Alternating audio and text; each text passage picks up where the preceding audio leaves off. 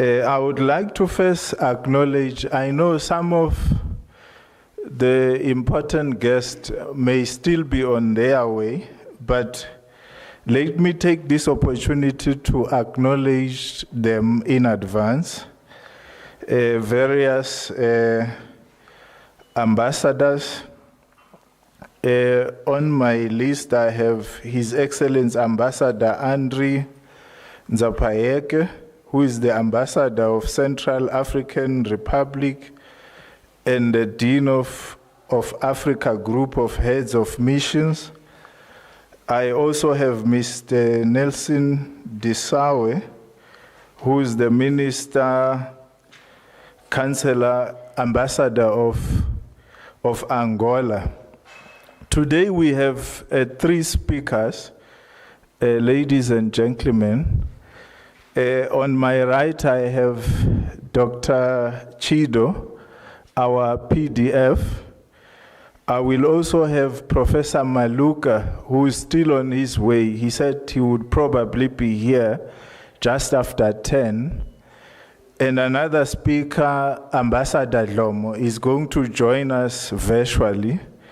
Ladies and gentlemen, allow me to greet all of you, distinguished guests who are here, the TM School, the executive, the students, and everybody. I think we are meeting today because it's an important occasion, especially seeing that Africa has lost 2 important people quite recently. We should know that we've just lost Professor Ngugi wa Thiong'o, who is one of the preeminent scholars in the continent. And we were told this morning that the former president of Zambia, Edgar Lungu, has also passed on. Maybe I think it would be prudent if we start this occasion by observing a moment of silence in honor of the 2 important African icons.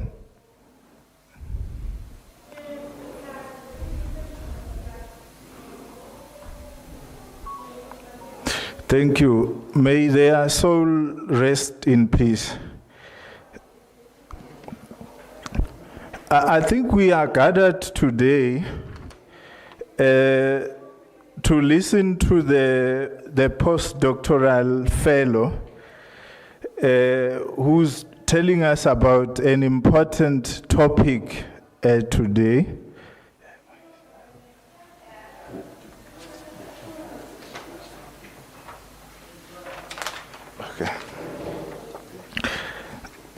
Okay.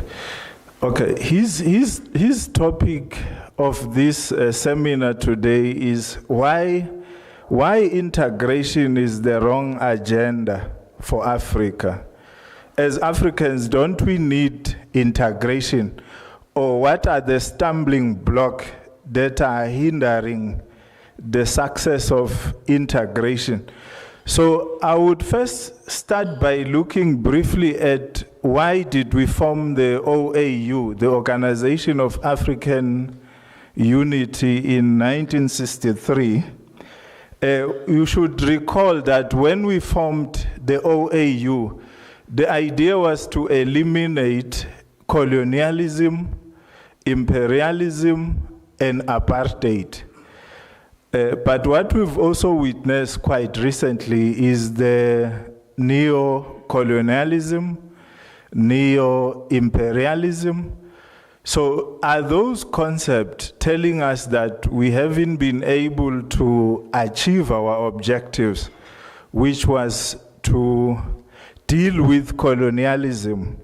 So what are they telling us? Are they saying that we are not succeeding? Because the other challenge that we also face as Africans, we do have the African Charter on Elections, Democracy and Governance, which seeks to regulate the behavior of electoral management bodies to ensure that elections are held independently, fairly, and timeously and periodically. But what we've seen in Africa is the emergence of what I shall call a stumbling block where each election eventually results in election dispute. Those disputes are not settled properly.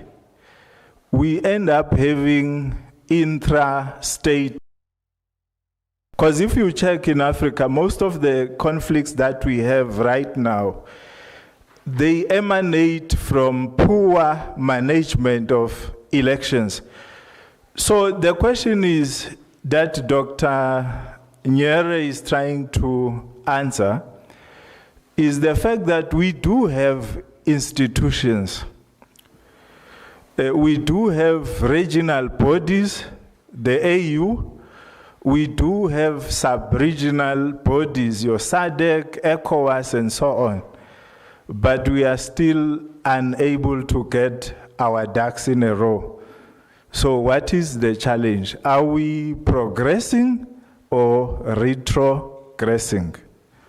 Maybe that is the question that we should ask ourselves today, because as Africans, we were celebrating in 2000, in the year 2000, when we were able to pass the AU Constitutive Act, which sought to ensure, among others, socio-economic and political integration.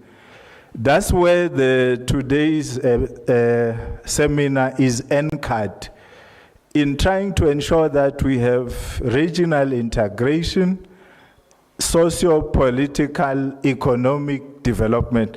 So maybe the speakers today are going to keep us up to date with regards to the progress, the failures, and so on. Where are we not getting it right? Because I know when you read most of the literature on African politics, they tell you that the solution is democracy. But if you read the works of Professor Claude Ake, he's talking about the democracy for Africans. Which one is the democracy for Africans? Because we keep saying we need democracy, but we must know which one is best suited for us as Africans. Without wasting our time, because like I said in the beginning, let me welcome on my left Professor Eddie Maluka. Say you are more than welcome, and we are happy to have you this morning. Thank you. Without further ado, I would like to welcome on stage Professor David Milo, who will do the introduction and opening remarks. Maybe as he rises, let's give him a round of applause.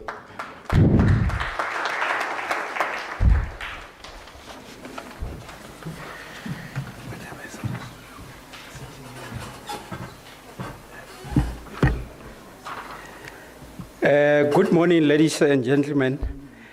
Program Director, thank you very much for giving me this opportunity.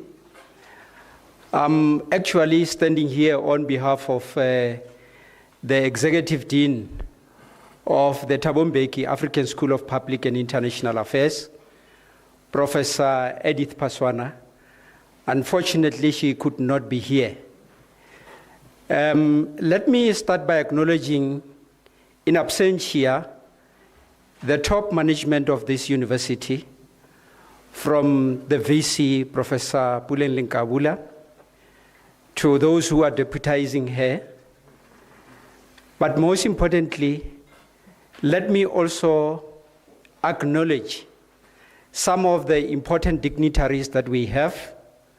Perhaps I should start with those that are going to be giving us food for thought. Professor Eddie Maluka, I'm sure most of us know him as the head of APRM. But since the days of the APRM, he has moved on to the University of Johannesburg.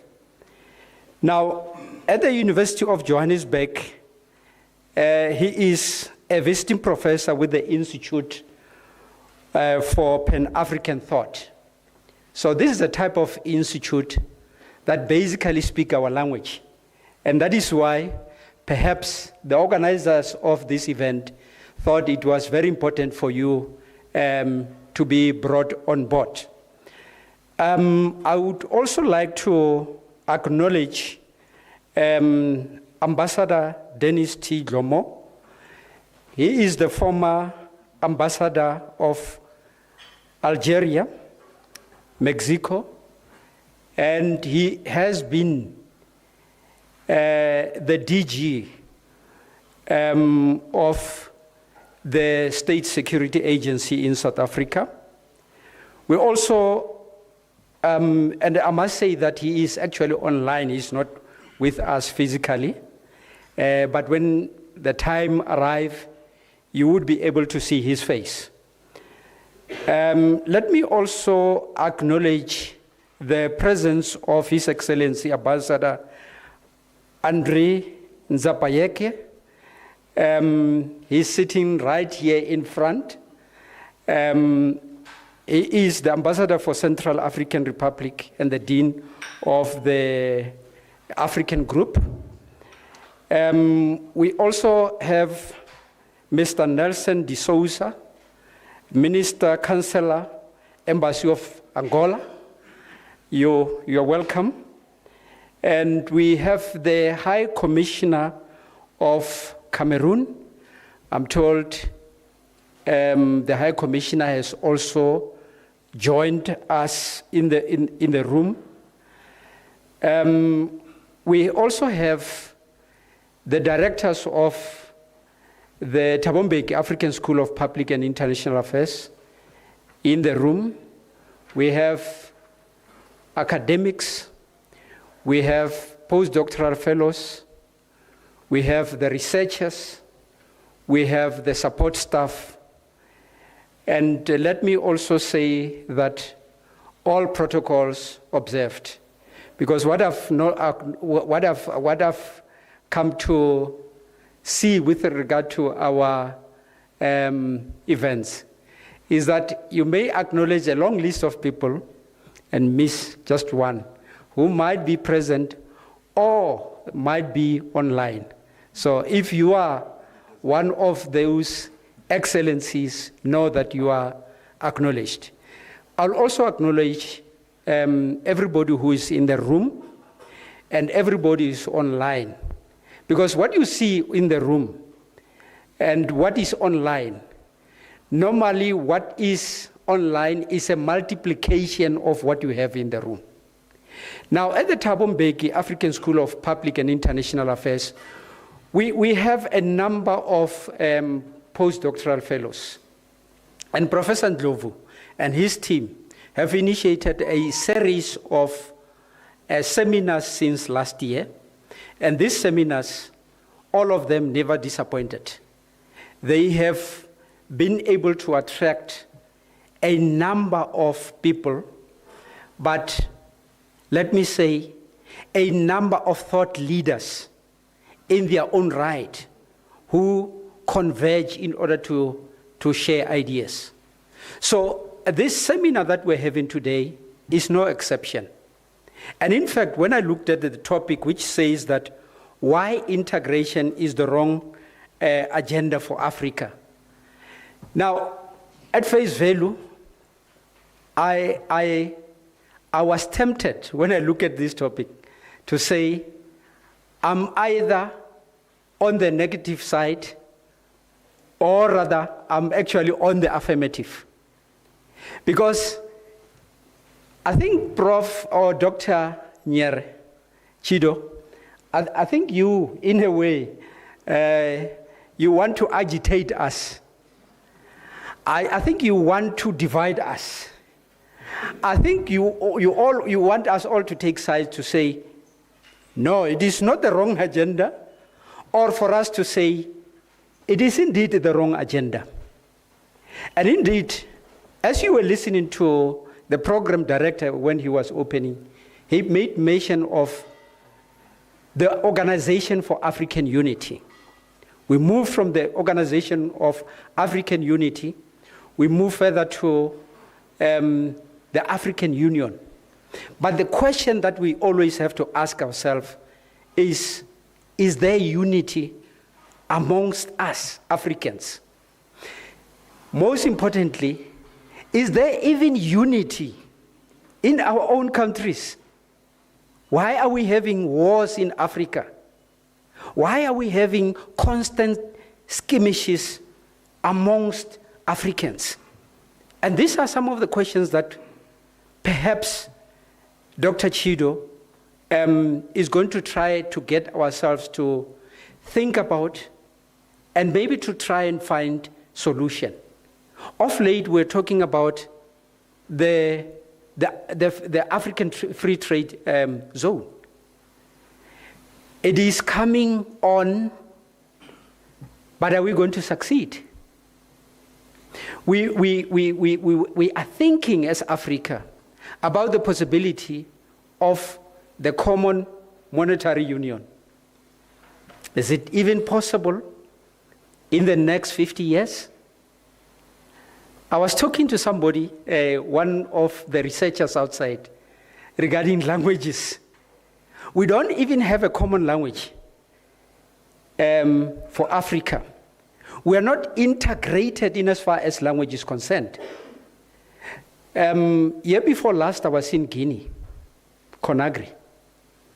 I couldn't communicate with a lot of people there because they are more on the French side.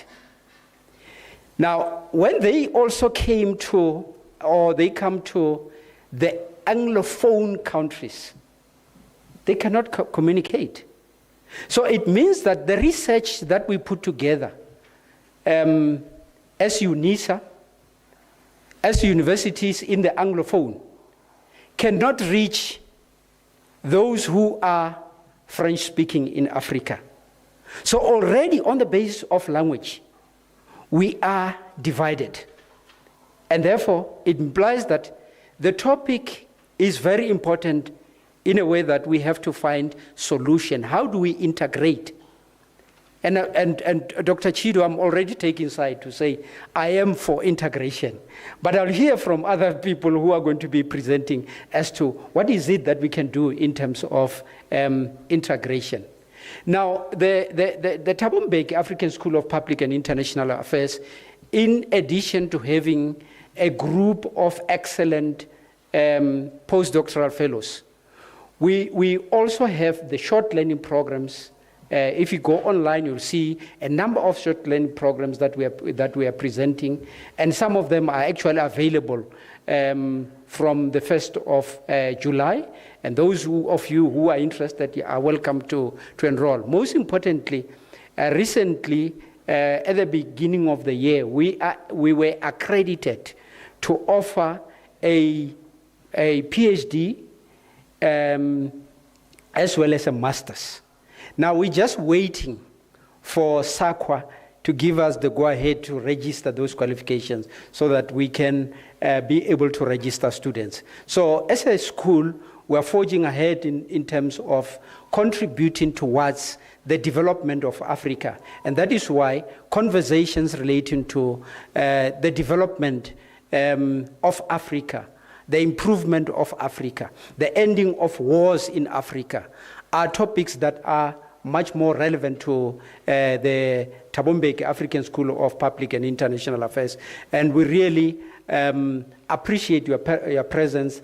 And on behalf of the school as well as the university, I would like to welcome you and wish you fruitful discussions on this very divisive topic of ours. Thank you so much.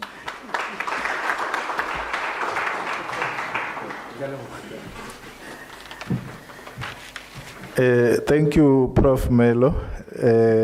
Maybe let's give him another round of applause. I think I'm happy because this seminar is taking place in the back of rapid changes, shift in geopolitics. We saw a few days, or in fact yesterday or day before yesterday, the feud between the US president and Elon Musk, who used to be the advisor. So the question is, where is this feud gonna take us? And we also witnessed the US blocking the UN Security Council from approving the ceasefire in the Gaza-Israel. So the question is, on the international front, we are noticing that there are uncertainties and there is also volatility. So where are these volatilities and uncertainties taking us? But without further ado, let me welcome on stage Dr. Nyere. I'm giving you, Doc, 30 minutes to share your story with us. Dr. Nyere is a postdoctoral fellow at the Thabo Mbeki African School of Public and International Affairs here at Unisa. He holds a PhD in international relations from the University of Pretoria. He has also taught at the University of Pretoria academic literacy and political science. He has also taught at the University of Johannesburg under the Pan-African Thought and Leadership Institute, and he was teaching at a master's level, teaching conflict resolution in Africa, and his research interest includes African politics, academic literacies, decolonial thought, human rights law, international politics, and Pan-African thought. I think it explains why he's concerned about the unity that Prof. Melo was talking about. Why are we not acting in unison as a unity in the African continent? Doc, without further ado, the stage is yours. Let's give him a round of applause. Thank you.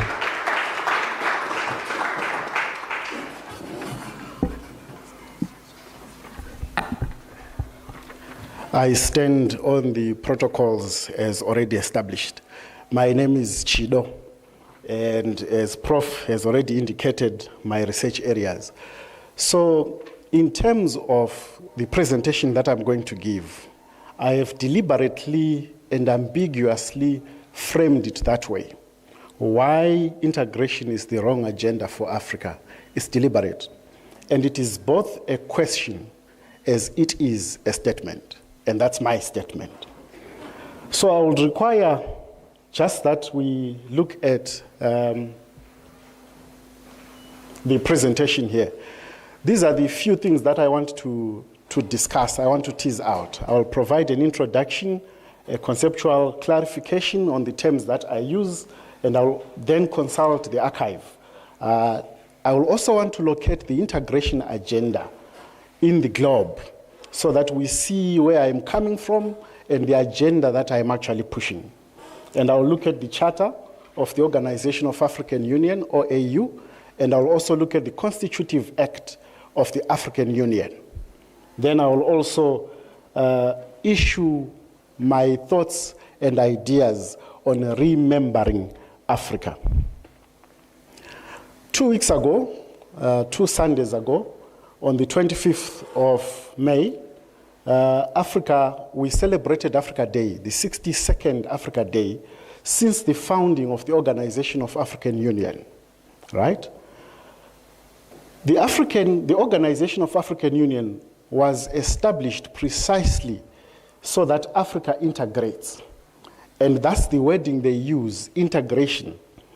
And it was formed so that there is solidarity to fight against colonialism and apartheid or other forms of oppression.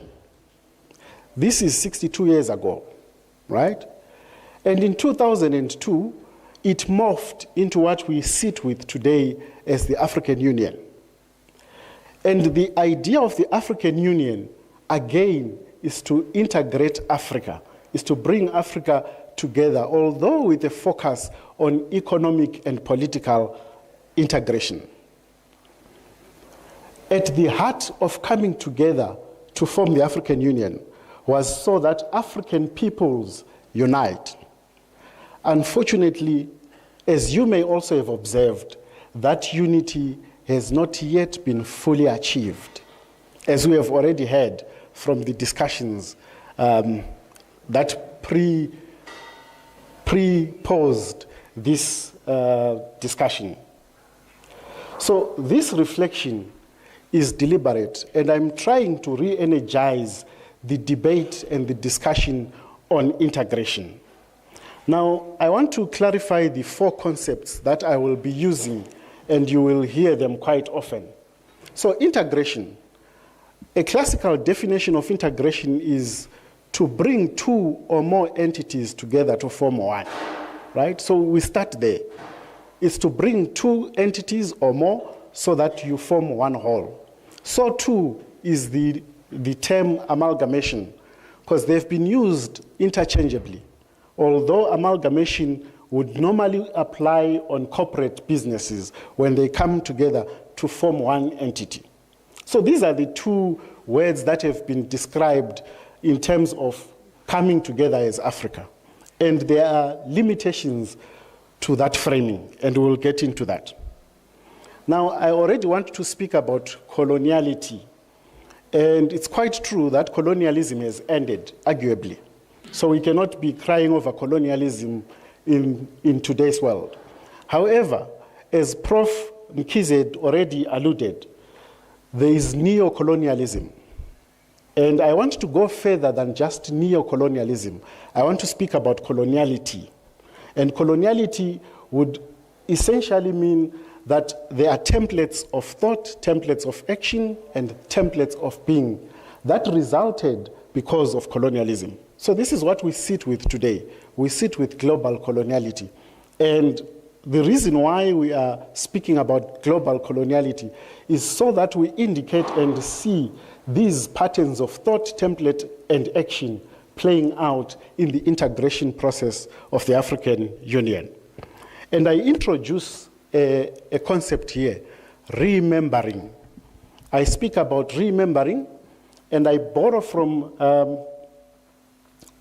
Professor, I'm forgetting the name, I'll get to it right now, but he speaks of the ontological existence that we have to fight for our own ontological existence as Africans. So remembering is an ontological exercise to negate the negation that Africa has suffered in the globe. We have been negated. We are presented as people without agency, as people without epistemology, and as people of less ontological being. So the idea is to actually assert ourselves, to say we are all this, and we have ways to do it. Now, consulting the archive, many people would say this is literature review. However, I speak of consulting the archive because consulting only literature is very limited. It's limiting. There is a lot of other avenues to gather information, and I've used all these. There is orature, the spoken word, the discussions we have, sometimes even informally. So I incorporate all these ideas here. And also observation.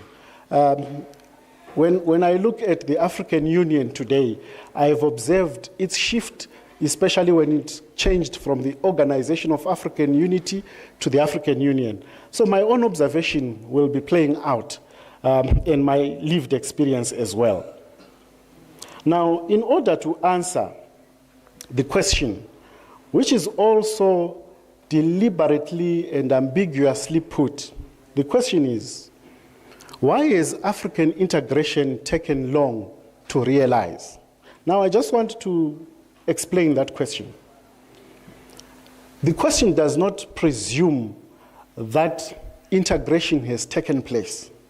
But also, I do not want to negate the fact that there are also efforts at integration that have happened, although, in my own view and my own assessment, very, very meager in comparison to what we could have become.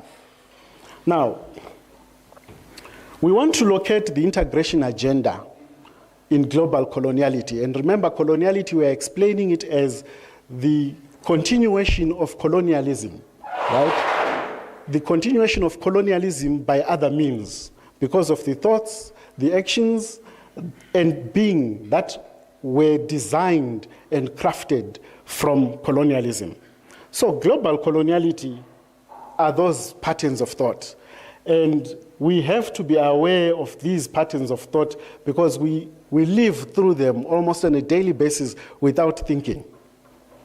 Language, for example, already it has been pointed out. I'm speaking to you in the Queen's language, the King now, English. Yet we have all our African languages. But because we do not speak one language with the other, we have to settle for the intermediary in terms of English. Now, in 1648, there is the Peace Treaty of Westphalia. And I want to locate something there. The Peace Treaty of Westphalia, this is where the official codification of the doctrine of state sovereignty began. Many IR scholars agree or they concur with that date. What does the doctrine of state sovereignty say? All states are equal, regardless of their size, regardless of their stature, regardless of their economic or military size. That's what the doctrine of state sovereignty says. And this was crafted already in 1648.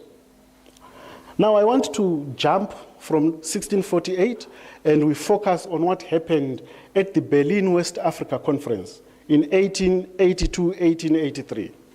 At that conference, European countries, European powers, they partitioned Africa according to what they wanted, right? This is 1882. Then we ask, was the doctrine of state sovereignty supposed to be consulted to say, what is it that you are doing in Africa? So it already tells me that the doctrine of state sovereignty precluded Africa, I argue. It did not have Africa in mind. Europe did not have Africa in mind when they crafted the doctrine of state sovereignty. Because just years later, 1882, 1883, Africa is divided and it is partitioned according to the whims of Europe. It didn't end there. And I'm skipping a lot of historical epochs, but it's to try and get to the point and also to get to discuss other nuances. In 1945, at the end of the World War II, Africa, and I argue, Africa was forcibly incorporated into the capitalist system, into the UN system, into what we sit with today as the New World Order, right, in 1945. And I argue that it was forcibly incorporated because we cannot say that Africa was involved at the UN, at the founding of the UN. There may have been some Africans who were at the table, but African states were not involved. So this is where I then introduce the very notion of integration. We were divided, and the division was not by us Africans. It was a division by imposition from Europeans, and we should not shy away from such stubborn facts.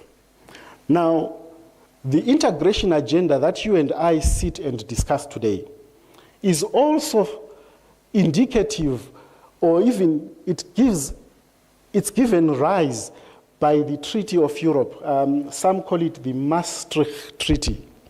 And it's a 1992 treaty which established what you and I know as the European Union today.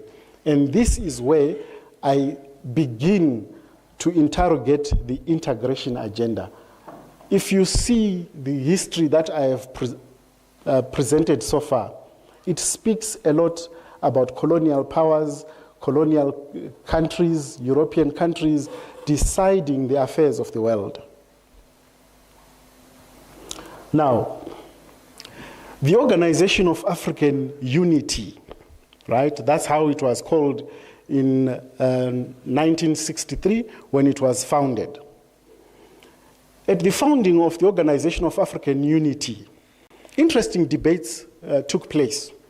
There was a wing that advocated for the coming together of Africa as a state, as a country. Yes, it is a continent, but there was a wing that presented the arguments that we should come together as a country, as one unit. But there were also others who said it is too cumbersome a process.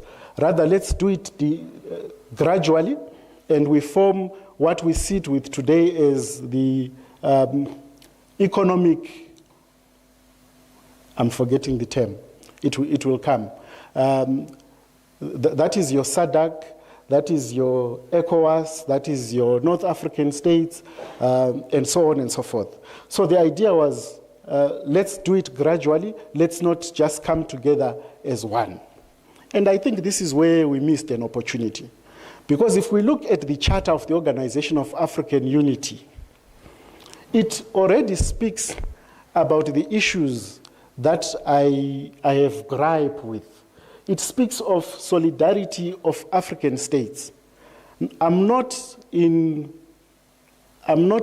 antithetical to solidarity and unity. I'm not antithetical to that. But the very fact that already in the Charter, we speak about African states. And we are actually, when we speak about the different African states, what we are essentially doing, we are endorsing the colonial agenda, the divide and rule.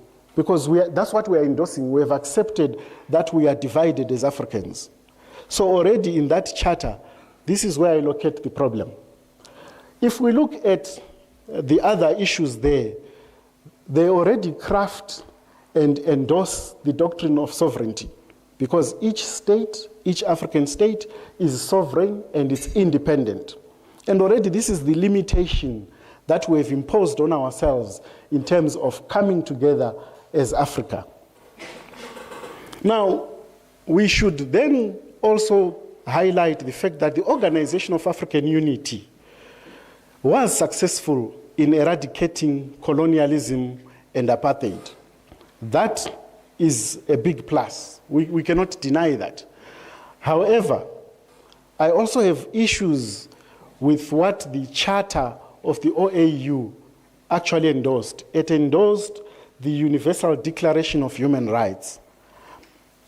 Now, I have problems with the Universal Declaration of Human Rights on two reasons. The first reason is that if you look at the Universal Declaration on Human Rights, it's neither universal. It's either it's not universal or Africans are not human.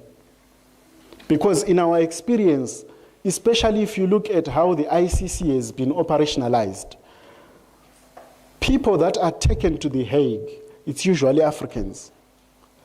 We have seen that there is almost an agenda targeting Africans and African heads of states. So it's either we are not human enough in that Universal Declaration of Human Rights, or that declaration is not universal at all. At least that's my submission as an African. Now let's look at the African Union's constitutive charter. This was first designed and crafted in the year 2000, and it only passed in the year 2002, when the AU was formally constructed or constituted. Now, again, if we look at the constitutive act of the AU, the language there already speaks of the problem that I have. It is to achieve greater unity for African countries and peoples of Africa. Now, unity in terms of peoples of Africa is not an issue. People can be united, yet they remain divided. So the unity aspect is not an issue. The issue I take is that it already endorses that African countries, that we are divided. It means we are 54 or 55. If you ask me, it's 55 countries, but if you ask Morocco, it's 54 countries, right? So we are actually saying we are divided and we are agreeing to the division that was imposed on us. So this is where I have an issue with the Constitutive Act. Again, it speaks about defending the sovereignty and territorial integrity of each African state. Again, we are re-endorsing the same issue that has brought us where we are today. And again, it also speaks about the Universal Declaration of Independence.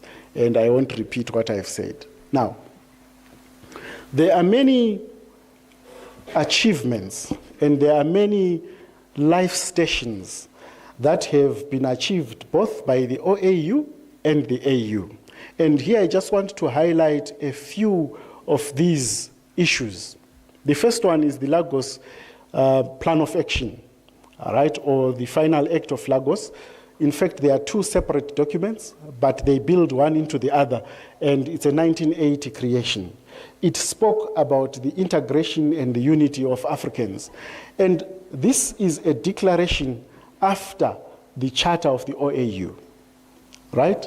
It was a declaration, yet we still sit with Africans, with African states that are divided, African states that are not unionizing and uniting. We also have the Abuja Treaty of 1991, and the Abuja Treaty of 1991 is important because this is also where the issue of economic regions and economic zones was first discussed. So it's important that it was reaffirming the regional groupings of Africa. And we also have the new Partnership for African Development. This is a 2001 baby, just at the transition when the OAU became the AU. And it's important because it was an economic projection. It's an economic projection. And if you remember what I said, the AU has an economic factor to it, more than the OAU had. So this was also in support of efforts to integrate both politically and economically. And now we are sitting with the African Union Agenda 2063. And in 2063, the OAU-AU will be turning 100 years old. Yet, the very fundamental issues that brought people together to form this institution of Africa was to unite people. Yet we still are miles and years away from achieving this unity.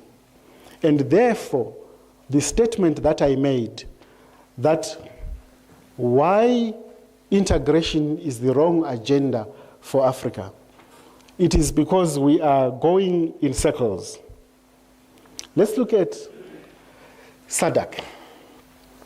Now, SADC is part of the OAU, it's part of the AU rather, because it's an economic region that you and I are a part of in this world. Now, SADC, when it was formally constituted, the declaration of SADC stated that the objective is to achieve economic liberation, social and political integration. Again, they use that word integration of member states. And I'm just highlighting that to say we keep on endorsing the divisive agenda that is not ours, and we then expect to come up with solutions that would favor us. I beg to differ. It will be very difficult to do so. Now, I just wanted to highlight the current 10-year plan of SADC. And it's something that I also discovered as I was doing this research, because I was trying to locate where exactly are we in terms of integration in terms of coming together, in terms of unity, in our different groupings. And there is a 10-year plan. It changes. They keep on adding and chopping and changing it.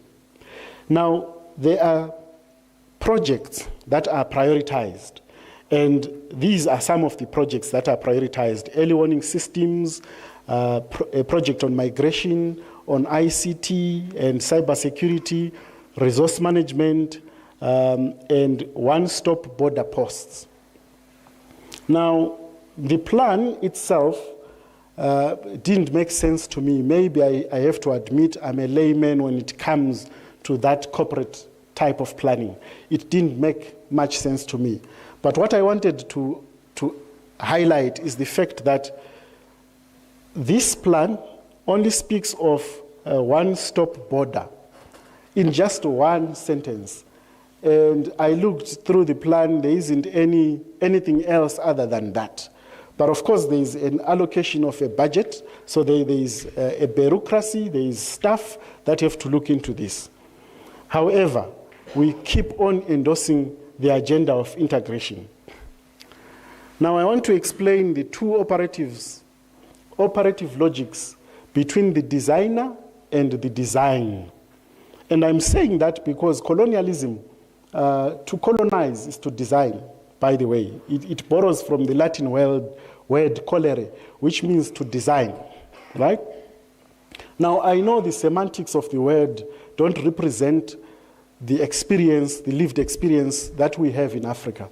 The explanation or the definition of the word may seem quite noble, but we know from our experience it's different. So there are two logics here that are operational. There is a logic that only applies to the designer, to Europe. Then there is a logic that only applies to the designed, to Africa, because we are designed by Europe in terms of how we are constituted as countries. And I'm saying, until we do away with that design, we will still be getting back to the issues that we speak of in terms of unity. Look at the OAU.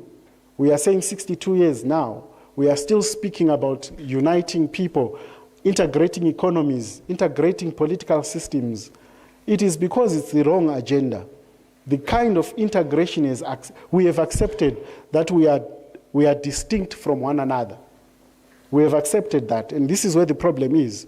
We need to define who we are as Africans outside the operative logics of Europe. So, as a designed, it doesn't matter what we come up with, as long as it doesn't affect or disrupt the logic of the designer, we will still remain where we are. So unfortunately, this is a call to do what was supposed to have been done already. At that time, I know from the minutes of the OAU, the likes of Julius Nyerere was like, let's take it gradually. There were people like Patrice Lumumba who were saying, let's come together as a country, as a continent, as one, from the word go. And maybe in their wisdom, they thought that was too grand an idea. But I'm just saying, we should be bold, because we know 62 years is a long time, and we haven't achieved that, the primary thing that the OAU was designed for. Now, the integration agenda is a result of the European global coloniality project. We cannot distinguish it from the divide and rule that was instituted, that was inaugurated at the Berlin West Africa Conference. And until we revisit that and do something about that, we will remain divided. And they always do this thing of pitting us Africans one against the other. They speak of the Francophone, the Anglophone, the Lusophone, as if we are really divided as a people. I beg to differ. The division is a pseudo-division that keeps on working for the global capitalist agenda that runs with global coloniality. So it is an imposition. And again, as we have already indicated, it borrows from how the EU has constituted itself.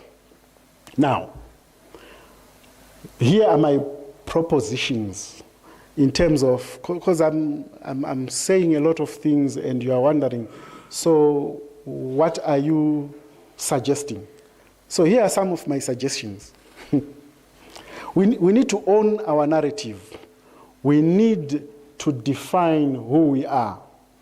We need to take up space so that when we speak about territorial integrity, we are speaking about the territorial integrity of Africa.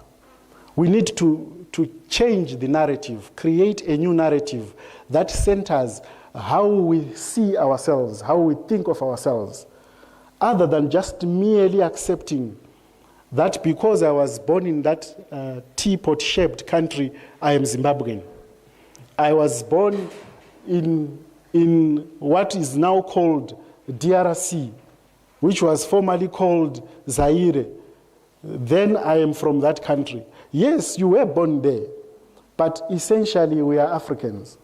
It brings to mind the debate that was held around 1900 when the Pan-Africanist movement was started. There was a guy, I know you know about him, Marcus Garvey, who was saying, as Africans, we should come together and be established in Africa, where we come from, right?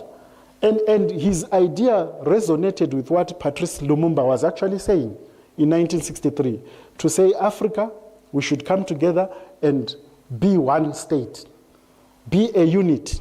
So it was, if you look at the ideas, they are both calling for a unitary Africa other than a divided Africa. There was also W.A. Du Bois who was saying, let's do it gradually. Again, it's mirrored in what Julius Nyerere was to say in 1963. But again, we still sit with divisions that are not of African origin. So this is my proposition. These divisions are not ours. Let's create a narrative. Who are we as Africans? We need to come together so that when we speak about unity, it is a unity that we are in charge. It's a process that we lead, other than relying on an integration agenda that comes from the EU. And by the way, the budget of the African Union, more than 40% of it comes from the EU. Did you know? The budget of the African Union, more than 40% of it comes from the EU.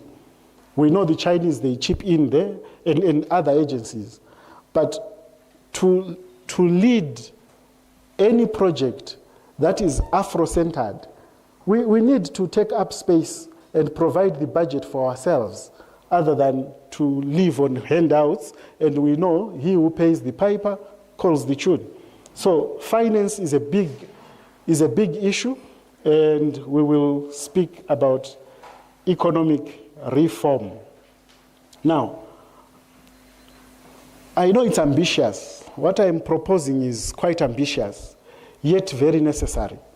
Because if we continue as the status quo dictates, we will always find that other countries, especially on global platforms, Africans will be negated, Africans will be overlooked. Case in point, in 2011, when President Gaddafi of Libya was assassinated, there was already a process of the African Union, a diplomatic process to engage him, right? Yet NATO and the USA and France, they still overrode that process, and they killed and eliminated Gaddafi for other reasons. So we need to assert ourselves ontologically. And by ontology, I'm really speaking about our own being. It's a physical being that we have. We have space. We are in Africa. And until we recognize that our ontological being is important, we may lose the plot. So there is need to assert our ontology.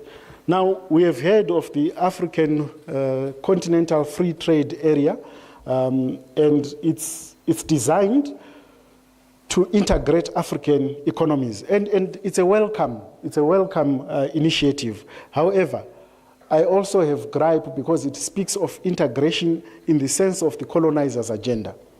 So that integration still manifests in all these issues. And until we deal fundamentally with that which has caused the need to integrate, we will always be coming back to such discussions.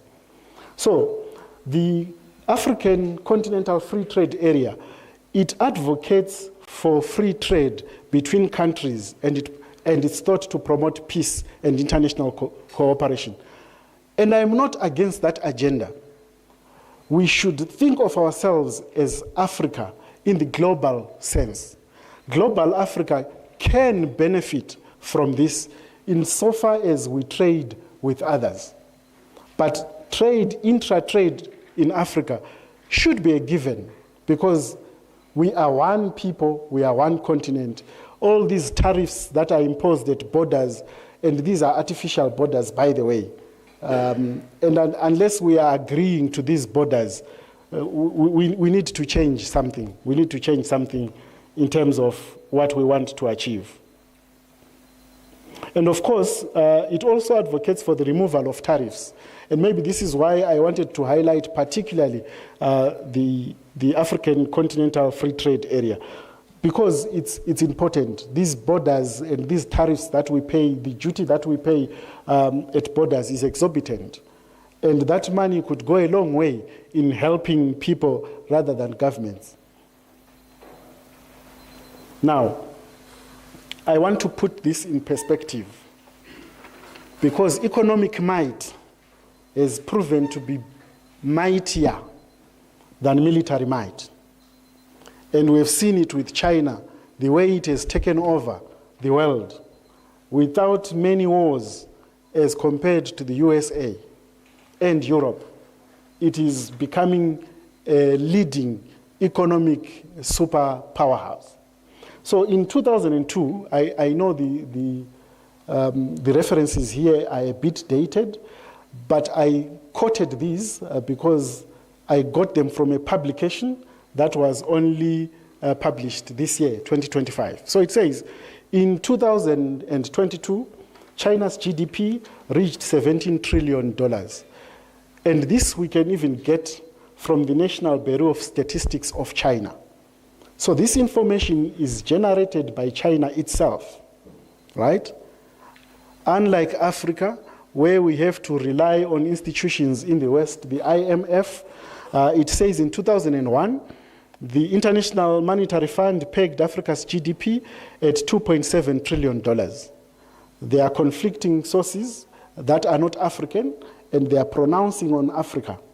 There is a source that also says it's 2.3 trillion US dollars.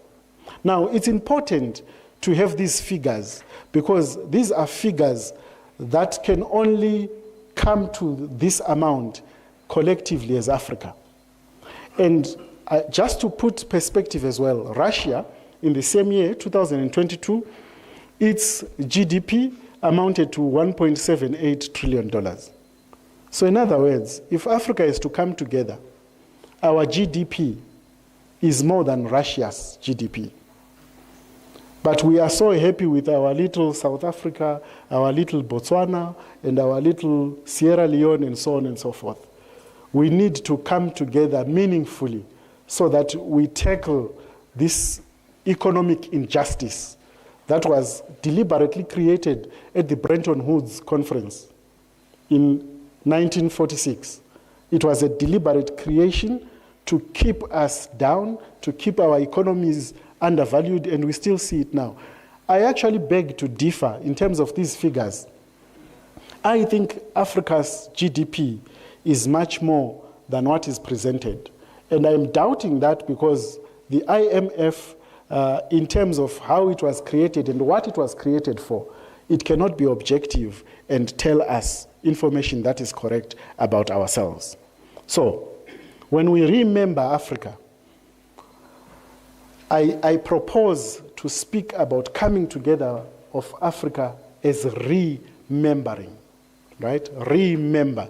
Now, I'm not speaking about the cognitive recollection of ideas or memories. Yes, it means that, but it also means that we come together because we are aware that we've been fragmented because of colonialism, but never divided. We were fragmented, yes, but we were never divided. So endorsing this integration agenda will only further dig the trenches that we will bury ourselves in. I hear my alarm, so maybe I need to conclude. So there are three propositions that I have. Unitarizing governance, the governance structure of Africa. I'm not saying integrate, unitarize. We have to be a unit. Africa has to be a unit. When we go and negotiate with any other country, any other superpower, they come in as a unit.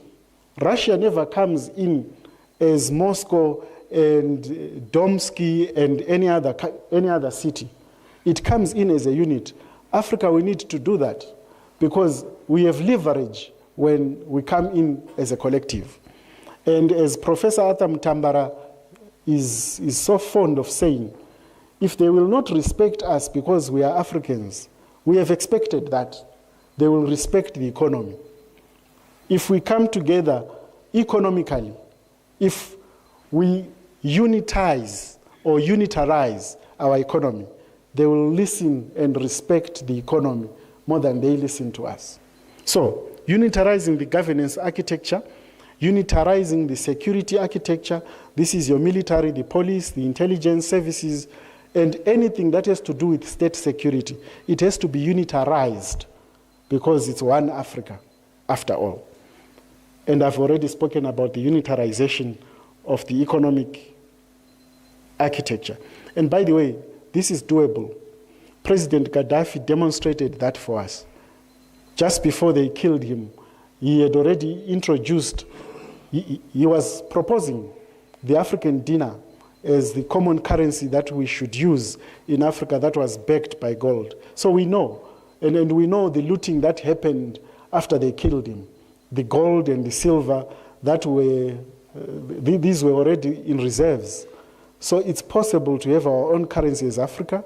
It's possible for Africa to have its own military, a unitarized military, and a unitarized security apparatus. So the conclusion is that a unitary Africa is likely to yield better results in holding African leaders to account directly to the electorate. And this is just speaking exactly to what Professor Mkhize was saying about the disputed elections in Africa all the time. And if we have a unitary Africa, it does away with that. It does away with borders. And I know it sounds simplistic, but it's doable and it's possible.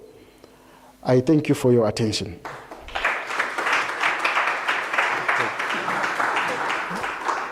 Thank you, Doctor. Indeed, you were not only ambiguous, deliberate, but you were also provocative at the same time. Maybe I will underscore some of the important points that you highlighted at a later stage in view of time. Maybe can I ascertain that Ambassador Lomo is with us online because we've seemed to have. Is he with us?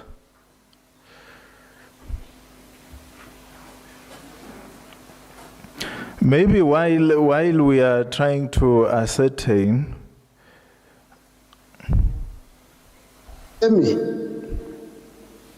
Hello? Yes, Ambassador, are you with us?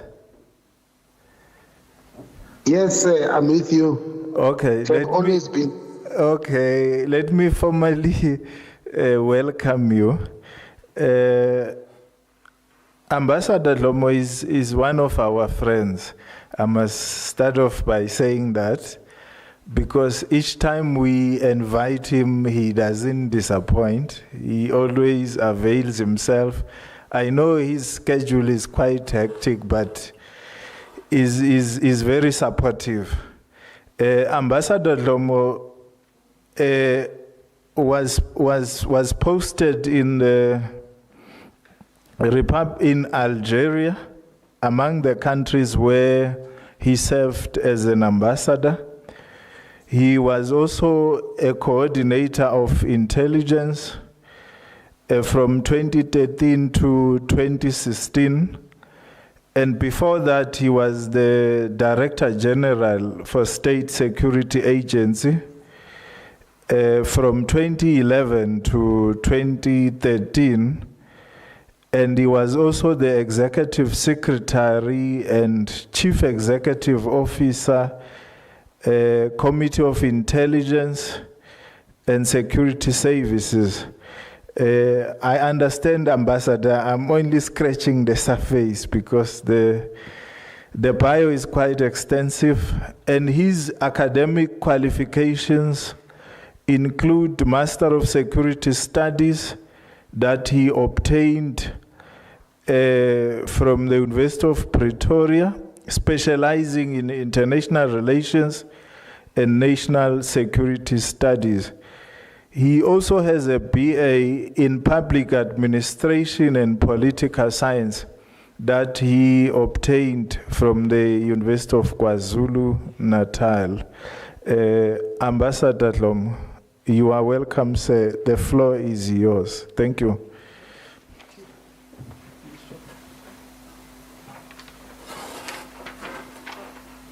Thank you very much, Chairperson.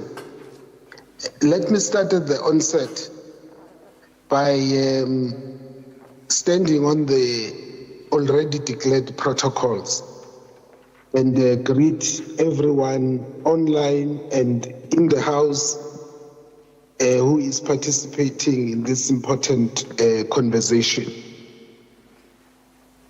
I'd like to start by recalling a few things.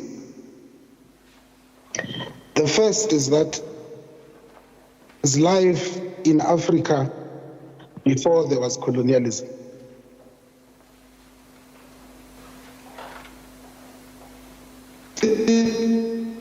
The reference point that I have found in recent days always talk about coloniality as though this was the longest period under which Africans lived. But the fact is, for thousands of years, as can be confirmed by the trade of long-standing countries such as India and China that have existed for the longest of time, even before the existence of the United States of America and Europe as an integrated entity. Africans have lived collaboratively, competitively, and have been able to govern themselves as a people. There are many well-established research findings that have already pointed out of the kingdoms and the technologies that existed in those African kingdoms, such as Mapungubwe, that talk to the glorious technologies and amazing history of the continent. The quest for integration, therefore, is not something that is unfounded. And I think that the conceptual misunderstanding of integration is, for me, one of the critical gaps that Dr. Nyere may have missed. I think it's important to start at the beginning and say that there's always been a debate as to what will make integration of the continent work. One of those things was that there must be a common set of values that will guide the continent. There's been silence on this issue of values because Dr. Nyere, by not talking to the issue of values, he omitted an important foundational block, which I believe we do need to appreciate and to embrace if African integration is to move forward. This is before we get to the governance structures of the continent. This is before we get to the security architecture of the continent. And this is before we get to the economic architecture of the continent. Is what are the founding values that are going to drive us as Africans? And I believe that in the OAU and the AU, a number of these have been clearly articulated. The issue of solidarity has been highlighted. The issue of interdependence has also been highlighted. The issue of belonging together and thriving and striving for economic development, economic integration, are all but manifestations of those articulated values. So I believe that this is where we should start. But secondly, an obvious thing that is not taken into account, I'm glad that a few days ago the true map of the world has been published. In the true map of the world, how extensive the African continent is. I think that we as Africans sometimes, because we have seen this small map of Africa, think we're so small in continental terms, and the logistics of governing under those circumstances are quite immense.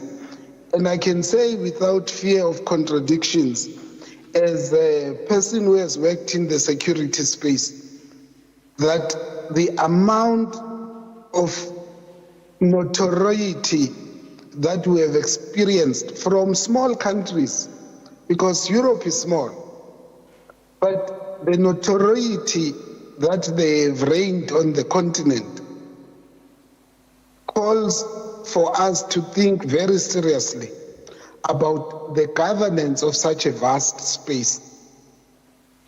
Now, we're not governing the space only to make sure that Africans are safe. We're governing the space in order to assert our collective integrity of the continent, the collective sovereignty of the continent, and the collective independence of the continent. I'm using the word collective because in every quest for unity, there is the antithesis, which is disunity. As scientists have already told us many a times, for every action there is a reaction. For every thesis there's an antithesis. And we therefore have to work in the end with a synthesis. A synthesis is usually a compromise when faced by the realities of day-to-day existence. I'm starting in those big issues because I believe that in theorizing and coming up with solutions, if we do not understand the nature and extent of the task at hand, we are likely to underestimate it or overestimate it, when in actual fact, we must be able to give the necessary cure, knowing that the patient will not die in the process. here is my take on matters, pertaining to security. Number one, I believe that security is first and foremost a mental state. It is driven first and foremost by awareness. And the first area of protection, therefore, must be our minds. That's why I like the song, Emancipate Yourself from Mental Slavery. None but ourselves can free our minds. I think it's important because it goes further to tell us that those who prophesy and tell us the truths, uncomfortable truths, are usually the first ones to be murdered in the village because they bring uncomfortable news. So, my point I underscore, awareness is the first step to security. Now I'm talking about all sorts of security. You must be aware of your physical well-being. You must be aware of the availability of your water and other food resources. You must be aware of the importance of the land. You must be aware and buy into the importance of your sovereignty and integrity. I think it is important going forward that we then create systems and mechanisms that are informed by this awareness, number one, and number two, that serve the agenda that we have set for ourselves, informed by this awareness. I'm sure that we all know that the apartheid system in South Africa and Namibia was very successful in producing what it wanted. So, the thing we get from it is that every system produces what it was meant to produce. To make it on a lighter note, we cannot expect to get from a boerewors machine, we cannot expect to get from a boerewors machine guavas to be ridiculous. It's only a guava tree that can give you guavas, mango trees that will give you mango, because the system is meant to produce exactly that. So, yes, we can repurpose the systems, but I want to agree that that would be tinkering on the margins. It would not be going to the core of the problems and addressing the core. So it is important, as I said, that informed by this awareness, informed by our aspirations, we must then, and our values, we must then create the systems that are going to advance our collective continental interest. I want just to pause and say, the mere fact that we are the only continent in the world that has got a continental agenda makes us different from all other continents. We've got a continental agenda, we've got, therefore, to be aware that there are others who have, after many wars, fighting amongst themselves, come to realize that they too can be like Africans and have an African agenda. So it is not by mistake, and I agree with Dr. Nyere, it was by design that Africa was divided amongst those who were victors. I think it's important that as we understand that history is also written by the victors in many instances, there are things that are not said about victims and the survivors of such designs. So I think it is proper for us to say, quoting one of our preeminent authors, unless and until Africans write their own history, just like lions must write theirs, the story of the hunt is going to be about the hunter. I think we've got a responsibility in this space of doing a few additional things.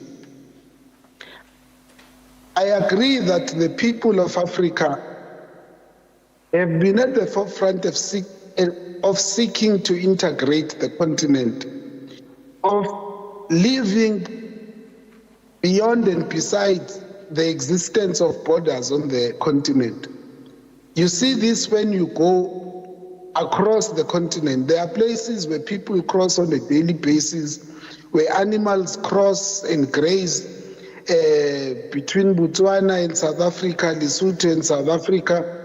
You can say the same thing in West Africa, where there are people who move from the west to the east, going countries seeking, grazing land for their animals. This is a lived reality of Africans on the continent. So here, practice must inform the theory of statecraft. Theory must be informed by daily existence and practice. I think that talking to the academic community and people who are the future of the continent, because there are many young people who are participating in this program, I believe that these are issues that you must be preoccupied by and be able to lend your energies and give learnings and lessons for us to be able to overcome the challenges we face. I have written and said that the formation of the Committee of Intelligence and Security Services of Africa is a lesson that all of us must focus on. First, this was an African idea, an African solution to African problems. It is Africans who got together and decided that there is a need of creating a continental organization that will deal with clear and present dangers that have been facing Africa. One of the threats was foreign influence and foreign interference. You would recall that there was an incident of checkbook diplomacy that was to negatively impact the continent in Equatorial Guinea, that called for people to put their heads together and see how this is going to be mitigated. They did not wait for money to come from abroad. They did not wait for donations. They took money from their own coffers and made sure that not only do they build a head office of the organization with African resources, they've also made sure that the resources are sufficient to have staff members that do not worry about whether they're going to get paid at the end of the month or not. This is how the organization has been sustained. And above all, they have made sure that the staff has got the means of driving the agenda. They do publish their own journal. They've got online presence. They are engaging, helping African countries to build strong security and intelligence structures. They are engaging with many institutions to build the capacity of these institutions. They go a step further to make sure that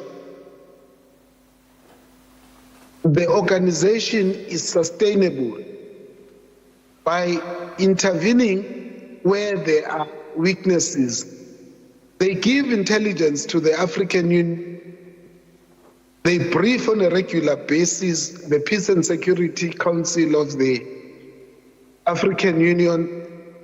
And I believe that this is that we must look to when we talk about being collaborative, being in solidarity, being committed to making sure that our values are lived values and that we've got systems that make sure that they are attainable.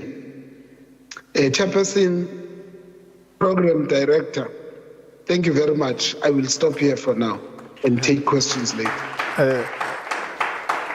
Thank you, Ambassador, for such an insightful contribution. I think the Ambassador has highlighted very important point, like the importance of self-awareness. What is it that we want? Common values that should drive our agenda. And also what the takeaway I have from your contribution is that Africans must write their own history. The history mustn't be imposed upon us. Thank you, Ambassador, for that thought-provoking and insightful contribution.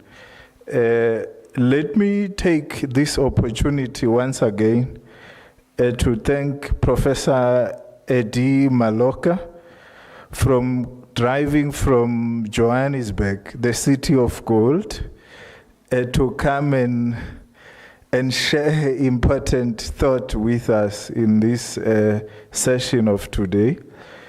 Professor Eddie Maloka is the visiting professor at the University of Johannesburg.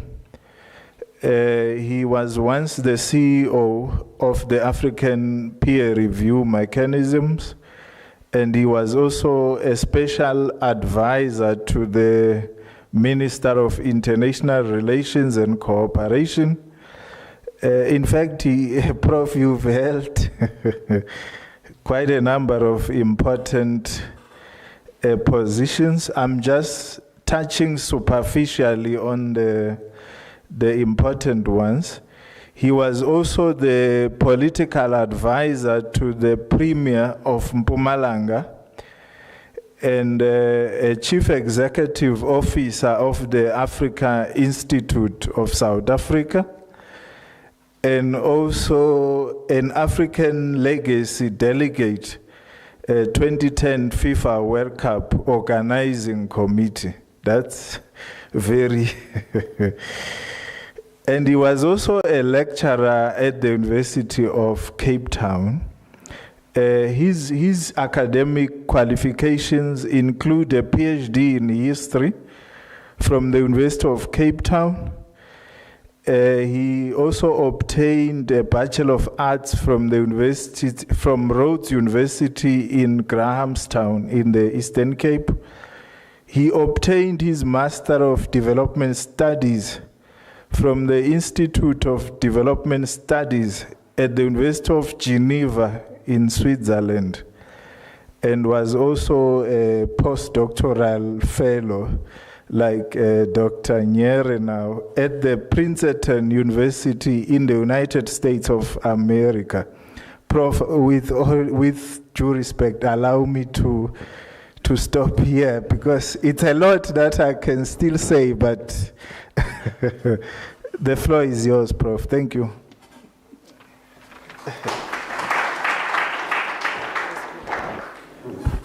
Thank you very much, Mr. Chairman. I think there is not much. He was at the end of it, so he says there's more to say.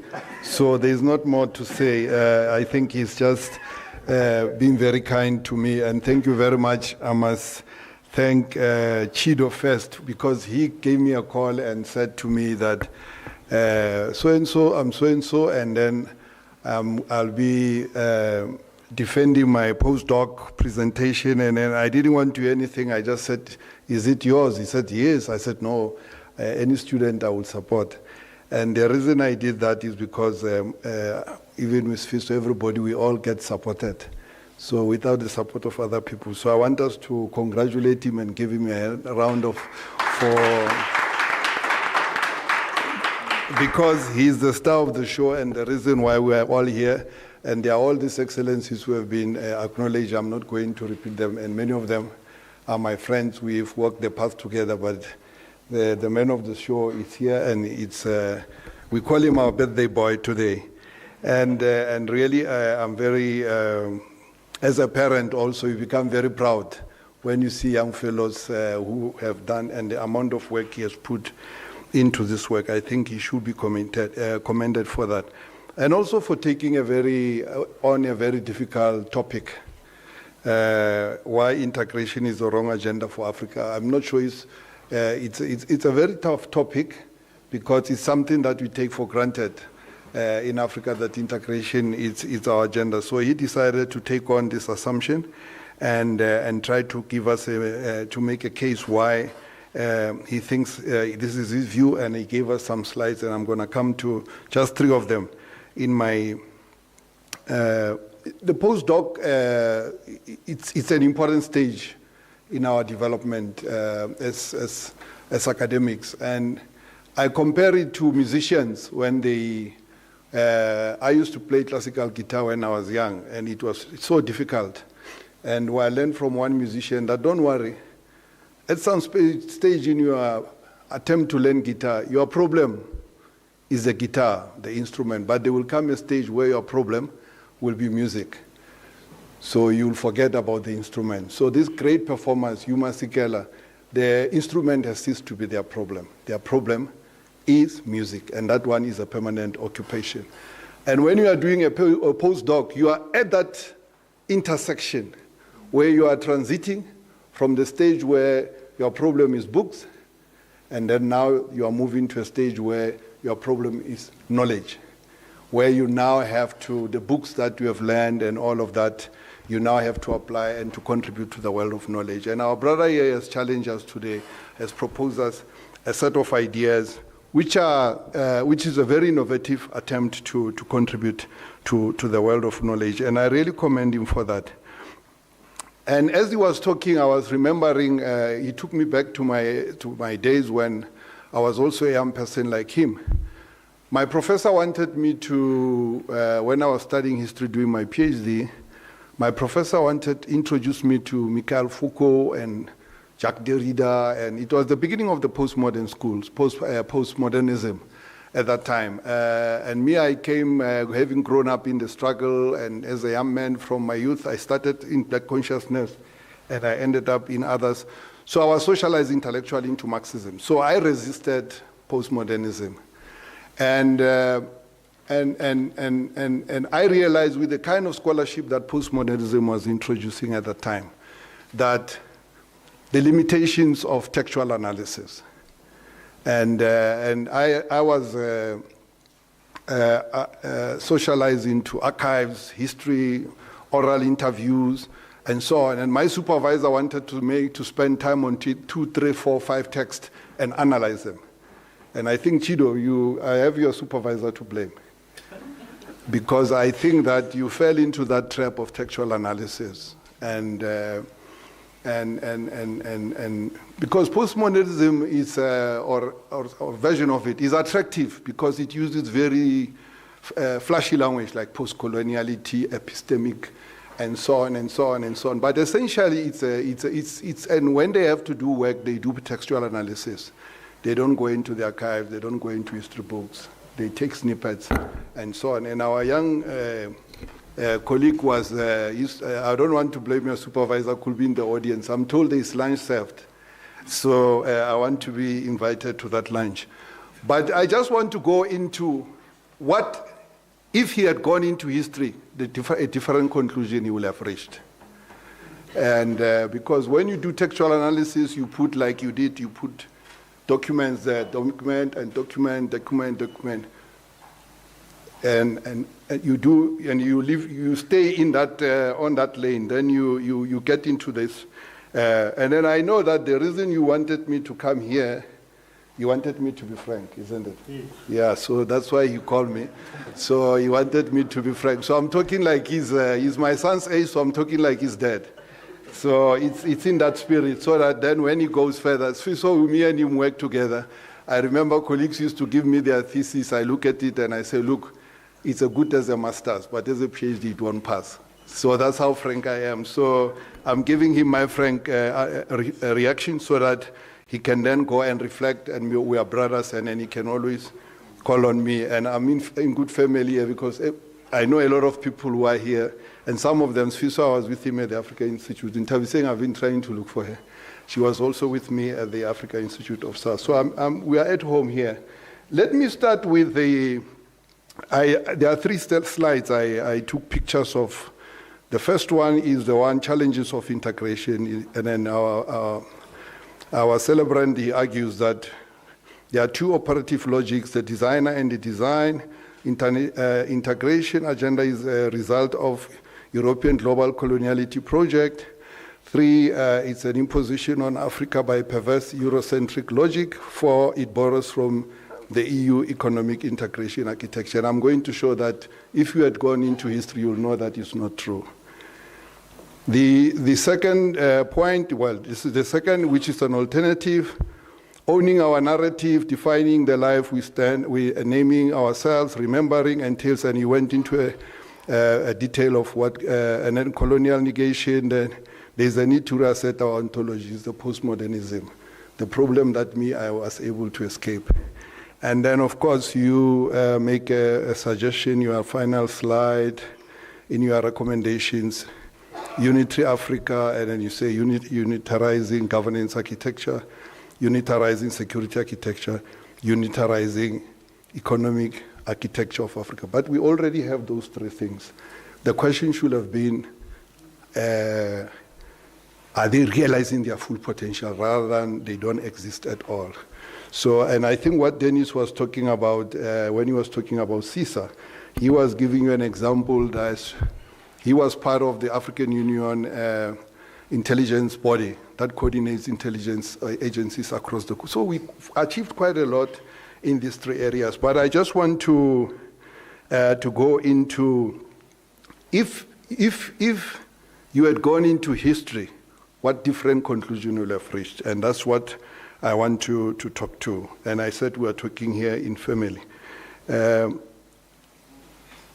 The first thing is about the Westphalian state. You know, we are socialized, and I don't blame Chido here. I also blame how even all of us, many of us here who studied political economy, were brought up academically and intellectual, we were told that the Westphalian state is bad because it was developed in Europe, and then with colonialism, they conquered us, and then they brought it. So it's necessarily bad. So if you follow that logic, then you must not eat pap. Because pap is not an African crop. It was discovered by the Europeans when they arrived in the Americas. It's indigenous to the Americas, the Incas and all of that. It was there. Then they brought it here, and then they used it in Southern Africa to replace sorghum. Our staple used to be sorghum. So today when you go to any farm, they say they are serving you African food. They give you actually an Inca crop, which was brought to us by the Europeans. But we eat it. We say it's African. We don't say maize because it came from the Europeans, because it didn't come directly from it came through the Europeans as a colonial project to replace healthier and more nutritious sorghum with a mass-produced and easy and less nutritious, something that makes you even fat. And that's what they did. It was a food intended to feed mass people, those who have no rights and all of that. And we have now incorporated that. We now call it African food. So I don't agree. I'm no longer subscribed to the notion that because the Westphalian state came through with the Europeans, that necessarily it makes it wrong. The question is that, yes, it's here. Does it serve us or it doesn't? And how do we use it? We're not going to one day wake up, dismantle the flag, cancel the national anthem, do away with citizenship, do away with nationality. You'll actually face a revolution. You'll not last in power. You'll not last in office. So it's an impractical premise from which to move from. That to solve African problem, we must deal with the problem of the Westphalian state. The Westphalian state is here, is going to be with us probably for another 100 years. The question is, how do you use it, and how do you use it to deal with Africa's challenges? And I'll come back to some of the points that were in your supposition. Where does the idea of integration come? It's not European. The idea of integration, the way it exists today, it comes from the Americas. And there were two strains of thought. One came from the so-called the American revolutionaries, the ones who met in California in the 1770s and then established what is called United States of America. They are the originators. Well, they brought to reality the idea of republicanism, but the other thing that they did was of integration.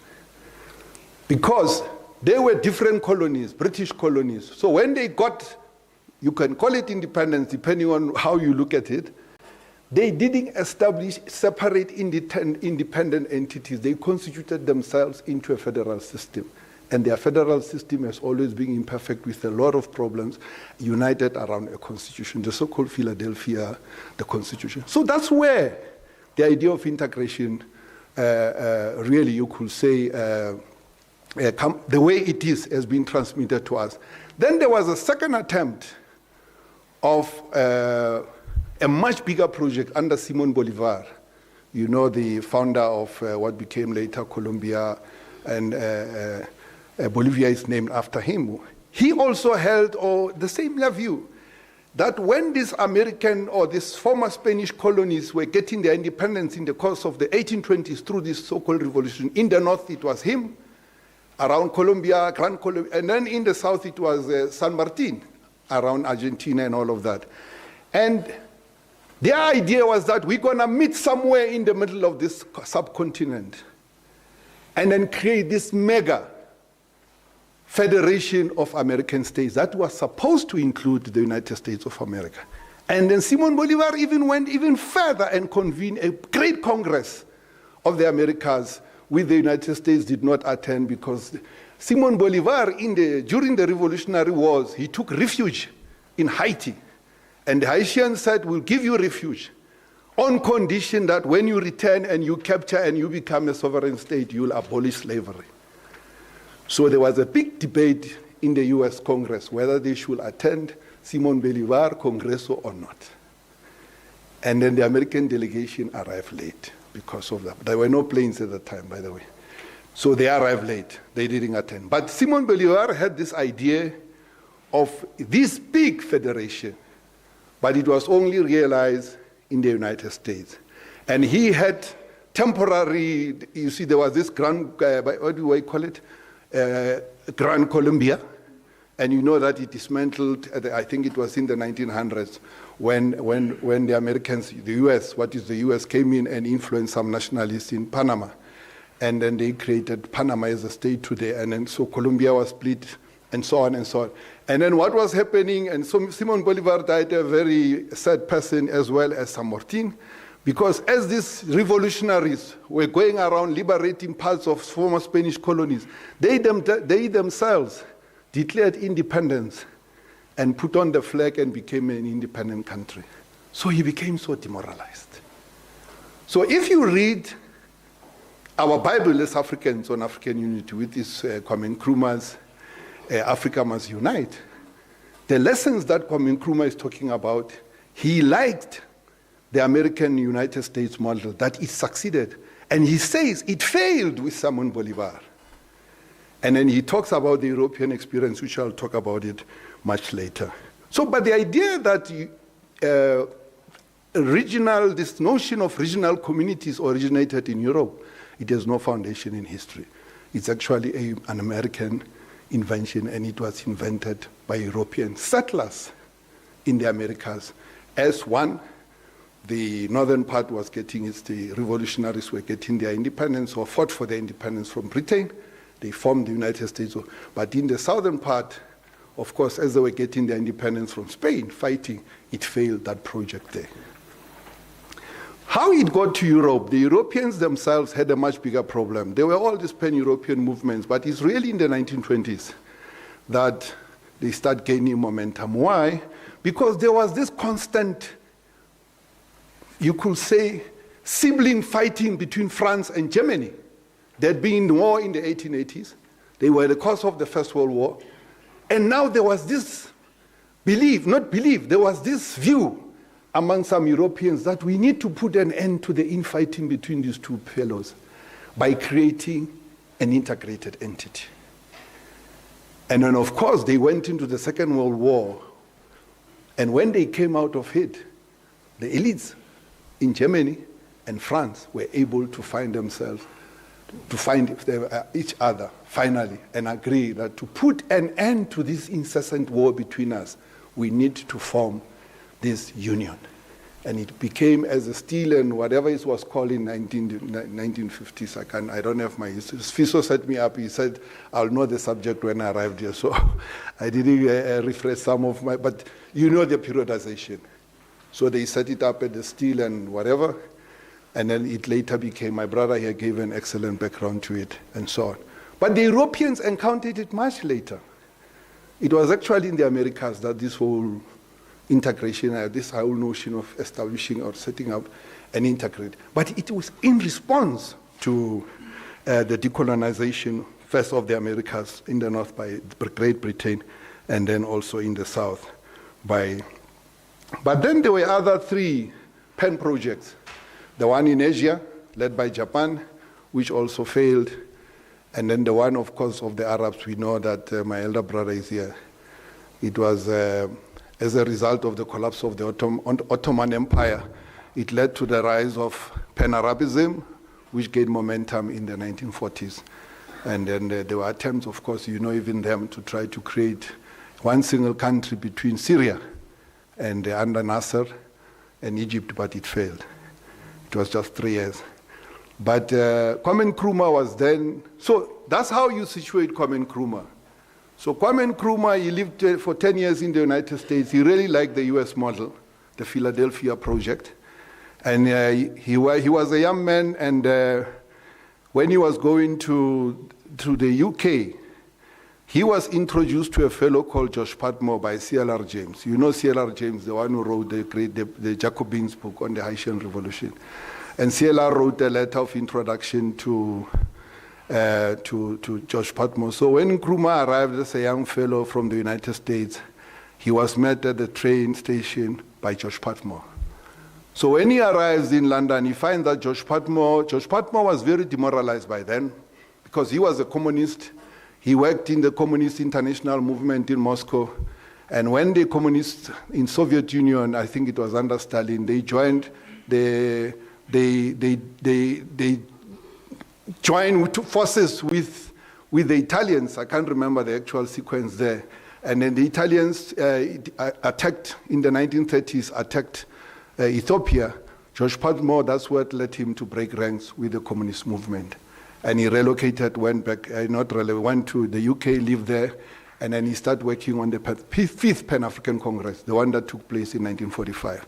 So when Nkrumah arrives, he picks him up at the airport. He finds that there is a small secretariat under George Patmore who were already organized. So that's how he joins. But at that time, Nkrumah's idea of unity, African unity, it was largely West African. It was not as evolved as it would be when he was writing The Africa Must Unite. So he was influenced by George Patmore. George Patmore, in 1946, he publishes a book, I don't know the full title now, but in the book, it's addressed to British policymakers. He says the eminence, he talks about the eminence of decolonization. He said, the British Empire after the Second World War is going to have to decolonize. So when you decolonize, you must learn from the experience of the Soviet Union that when the Russian Empire collapsed, instead of these entities declaring independence and forming independent entities, they became part of a socialist union of socialist republics. So it's a repeat of the Philadelphia Project. But he's looking at it from the communist point of view. He's looking at the experience of the USSR. Remember, the USSR came out of the Russian Empire.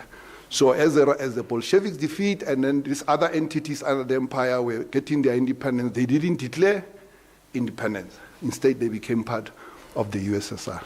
So Kwame Nkrumah takes this idea, and when he gets invited by Bankwa, there was this new nationalist movement formed in Ghana. They wanted a Secretary General. They invite him, he comes, he leads that movement, then he forms his. And at that time, Nkrumah had not even written a sentence. I think probably his PhD or something. He was not a prolific person. And then Ghana in 1957 and so on. So now in the build-up to the formation of the OAU in 1963, he decides to write a thesis or a book or a pamphlet or a manifesto that became known as the Africa Must Unite. So that book, he writes it, he's addressing himself to the African leaders to say, when you get your independence, please don't go your separate ways. Please form a United States of Africa. So that's where this whole thing comes from. So you can look at the historical evolution of Nkrumah, how they did, and then of course they were divided into two groups, as our brother was saying. So that's how the Pan-African project here in Africa came, and of course it has evolved, and we looked at a number of scenarios that our brother put. But the other point that I want to challenge in his argument is the argument that we are doing so bad with integration to the extent that it's not worth the effort. And that's why I say when you look at history, you come with it, you reach a different conclusion. That the PAN project in Africa, the integration project in Africa, is the most successful in the world. If you compare the Americas, it failed. It never happened. The best they could get was the Organization of American States, which is headquartered in Washington. Pan-Asia, it failed under Japan. The Pan-Arab, it failed. By the 70s, nobody even talks about it today. Let's look at the European project. They are at war now. What is the essence, what is at stake between Russia and Ukraine? Is who is a European and who's not. Because they define Europe being European based on what they call les acquis communautaires, so values. So if you don't subscribe to those values, you are not European. Kwame Nkrumah insisted that the way we define who's an African here is by geographic location, irrespective of the color of your skin. And it was the most strategic decision that his generation made. Because Marcus Garvey in the 20s, he argued that he was even against people like Dubois, Edward Dubois. He says, no, look at the color of your skin, you have a little bit of white blood, so you are not African.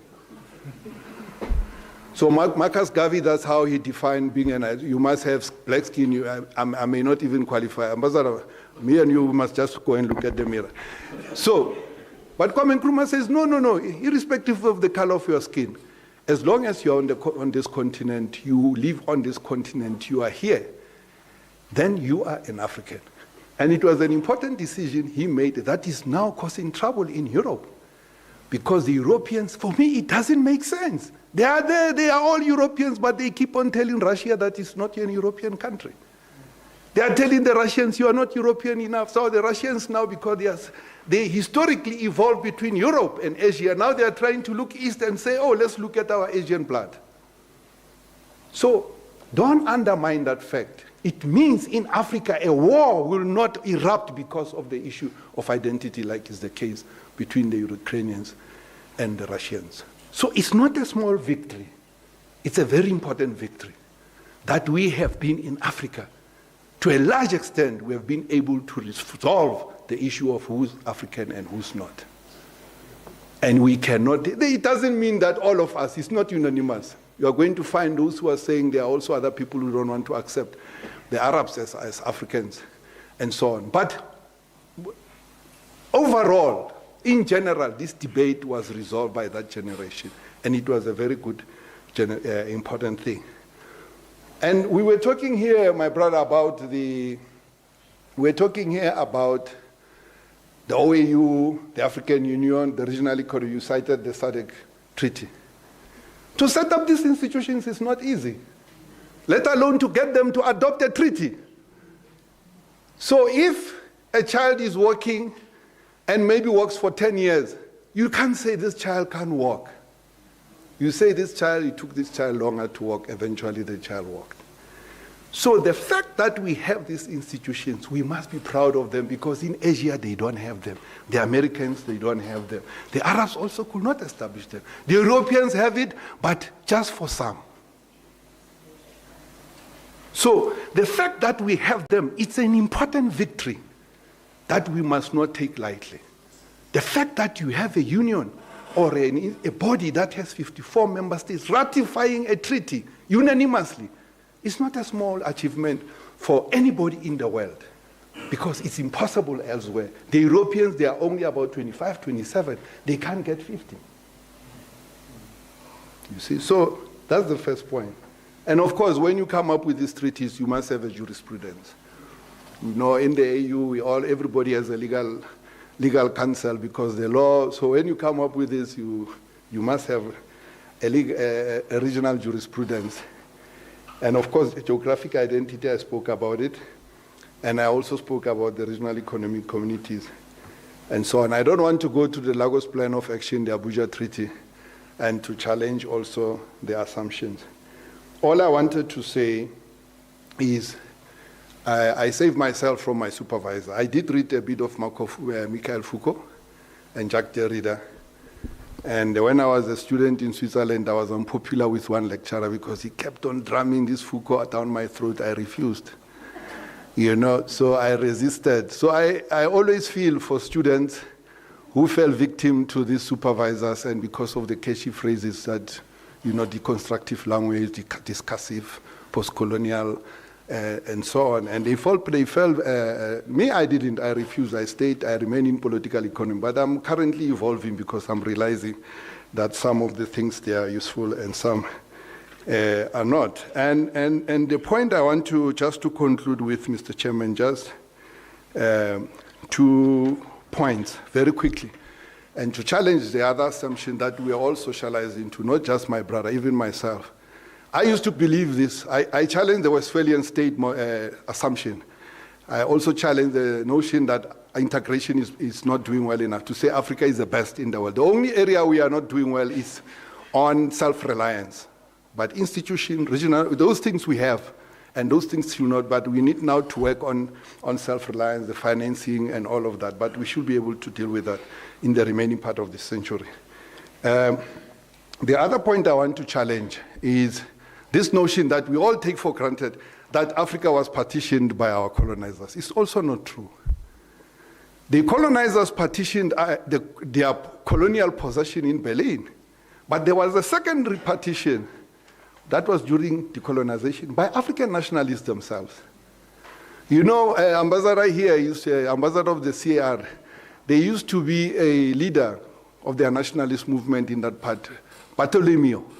There's even the main road there. Yes.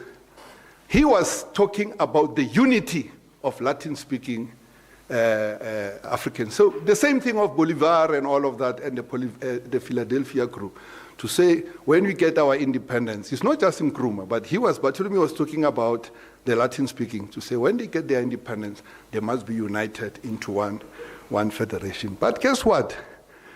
When de Gaulle and them, they decided to let go, whichever way they let go of it, of their French colonial possessions, which were in Central and West Africa, African nationalists fought badly among themselves. And it's actually, I don't want to go into, but I'm no longer a serving diplomat, I can say it. In West Africa, it was Cote d'Ivoire that made it difficult, almost impossible for the West Africa. Because the French, they ran that as one colonial entity. They had French West Africa, French Central Africa. So they were giving independence. Nationalists fought among themselves. And then they created these entities overnight that you have there. So there was a colonial hand, but nationalists themselves did it. And then there was an attempt to get Mali and others. No, all those were short-lived because everybody wanted his own government. So the notion that Africa was partitioned by Europeans, it doesn't tell the whole truth. Yes, in Berlin they did it. Yes, partly, but at independence, African nationalists participated in the partitioning of our continent. If you look at our elder, the former leader of Zambia, the founder of the Zambia, KK, you read his book, What Unite? His biography. One Nation, I think, that's the title. One Zambia, One Nation. There are chapters there, he talks bravely and no problem about efforts and how hard they were working to dismantle the Central African Federation that the British had created. I'm not saying the reasons were wrong, because the view of the nationalists was that the Central African Federation was going to be dominated by the Rhodesians, who were settlers. But the fact is that the British wanted to create a federation. It was dismantled by African nationalists. East Africa, they created a federation. It was dismantled by nationalists. You go also into the Malaysia Federation in Asia. The breakup between Malaysia and Singapore, it was by nationalists.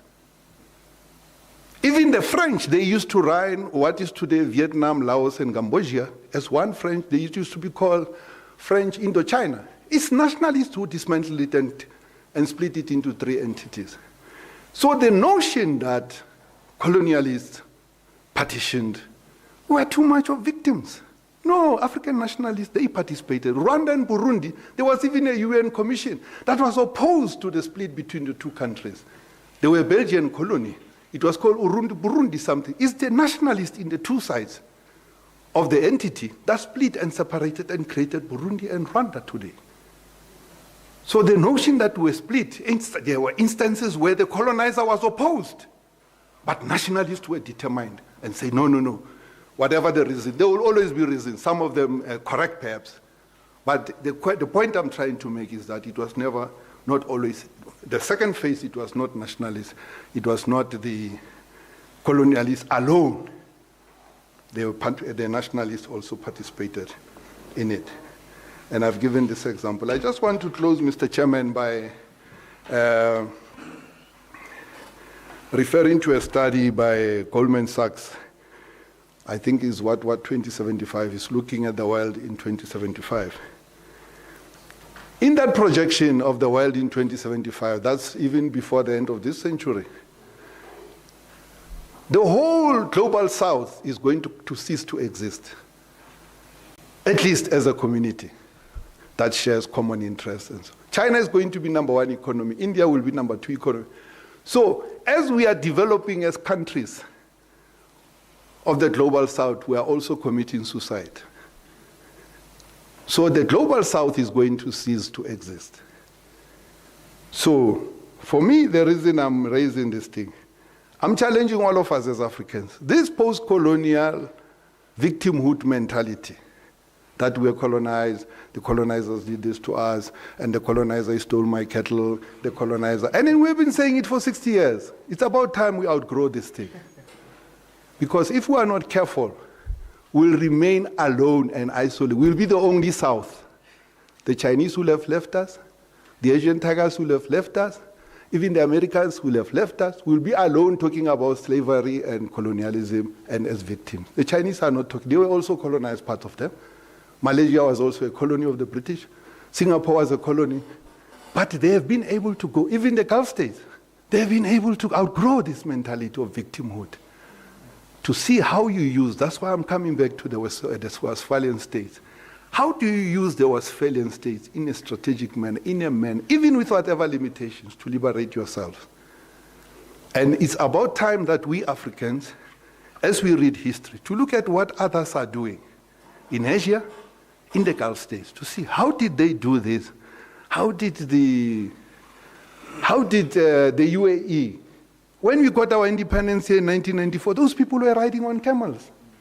How did they tend to buy into what it is? How did they use the Westphalian states we are complaining about to build Dubai? How did Singapore, a small coastal town or state, how did they use the Westphalian state to build a Singapore as a financial hub in the world?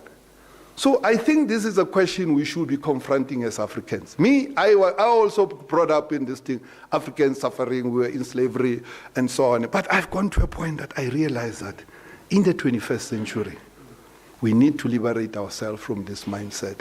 Otherwise, when others, and they are leaving us, we are going to be left alone. We won't even be called the global south. It will be south. We'll be Africa, we'll be alone. Others will be developed there and all of that. There will be number $1 trillion. We will be sitting alone here complaining about slavery and so on. Because the global south, it's about to cease to exist.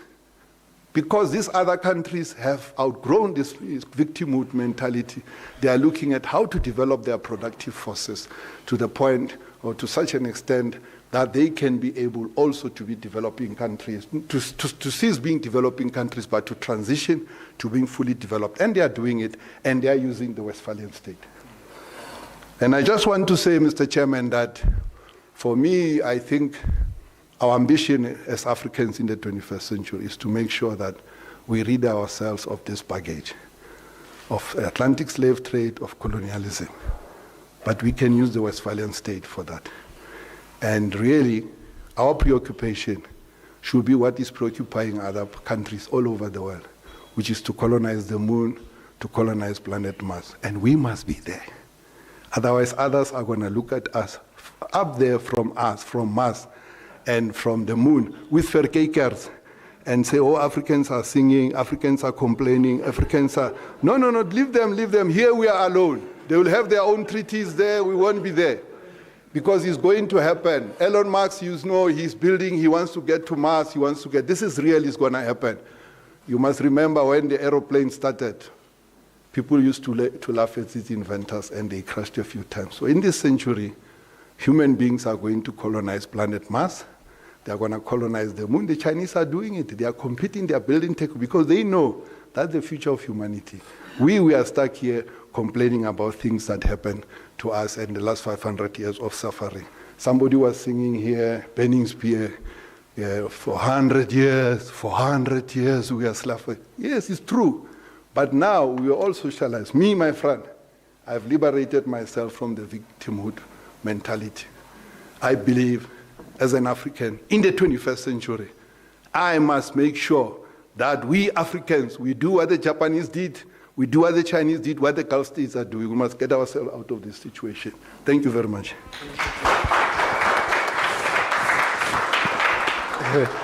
I don't know where to start, Prof. Let's give him another round of applause.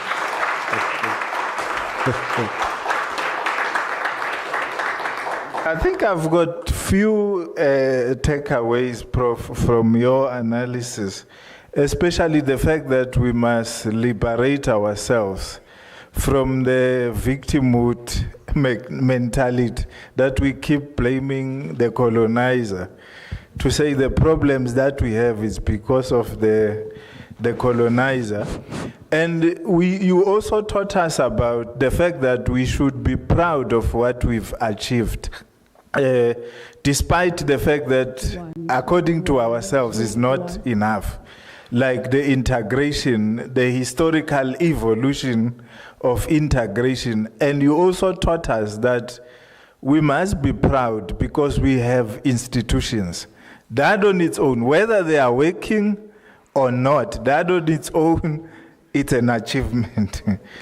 Where we are not doing well, the professor also taught us, is in terms of self-reliance. There we are not doing well. And he's also saying we also contributed to the mess that we are sitting with, where he makes reference to the fact that African nationalists themselves also participated in the partitioning of Africa.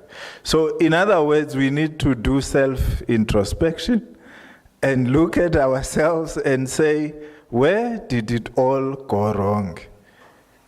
And we should be proud with the little that we have.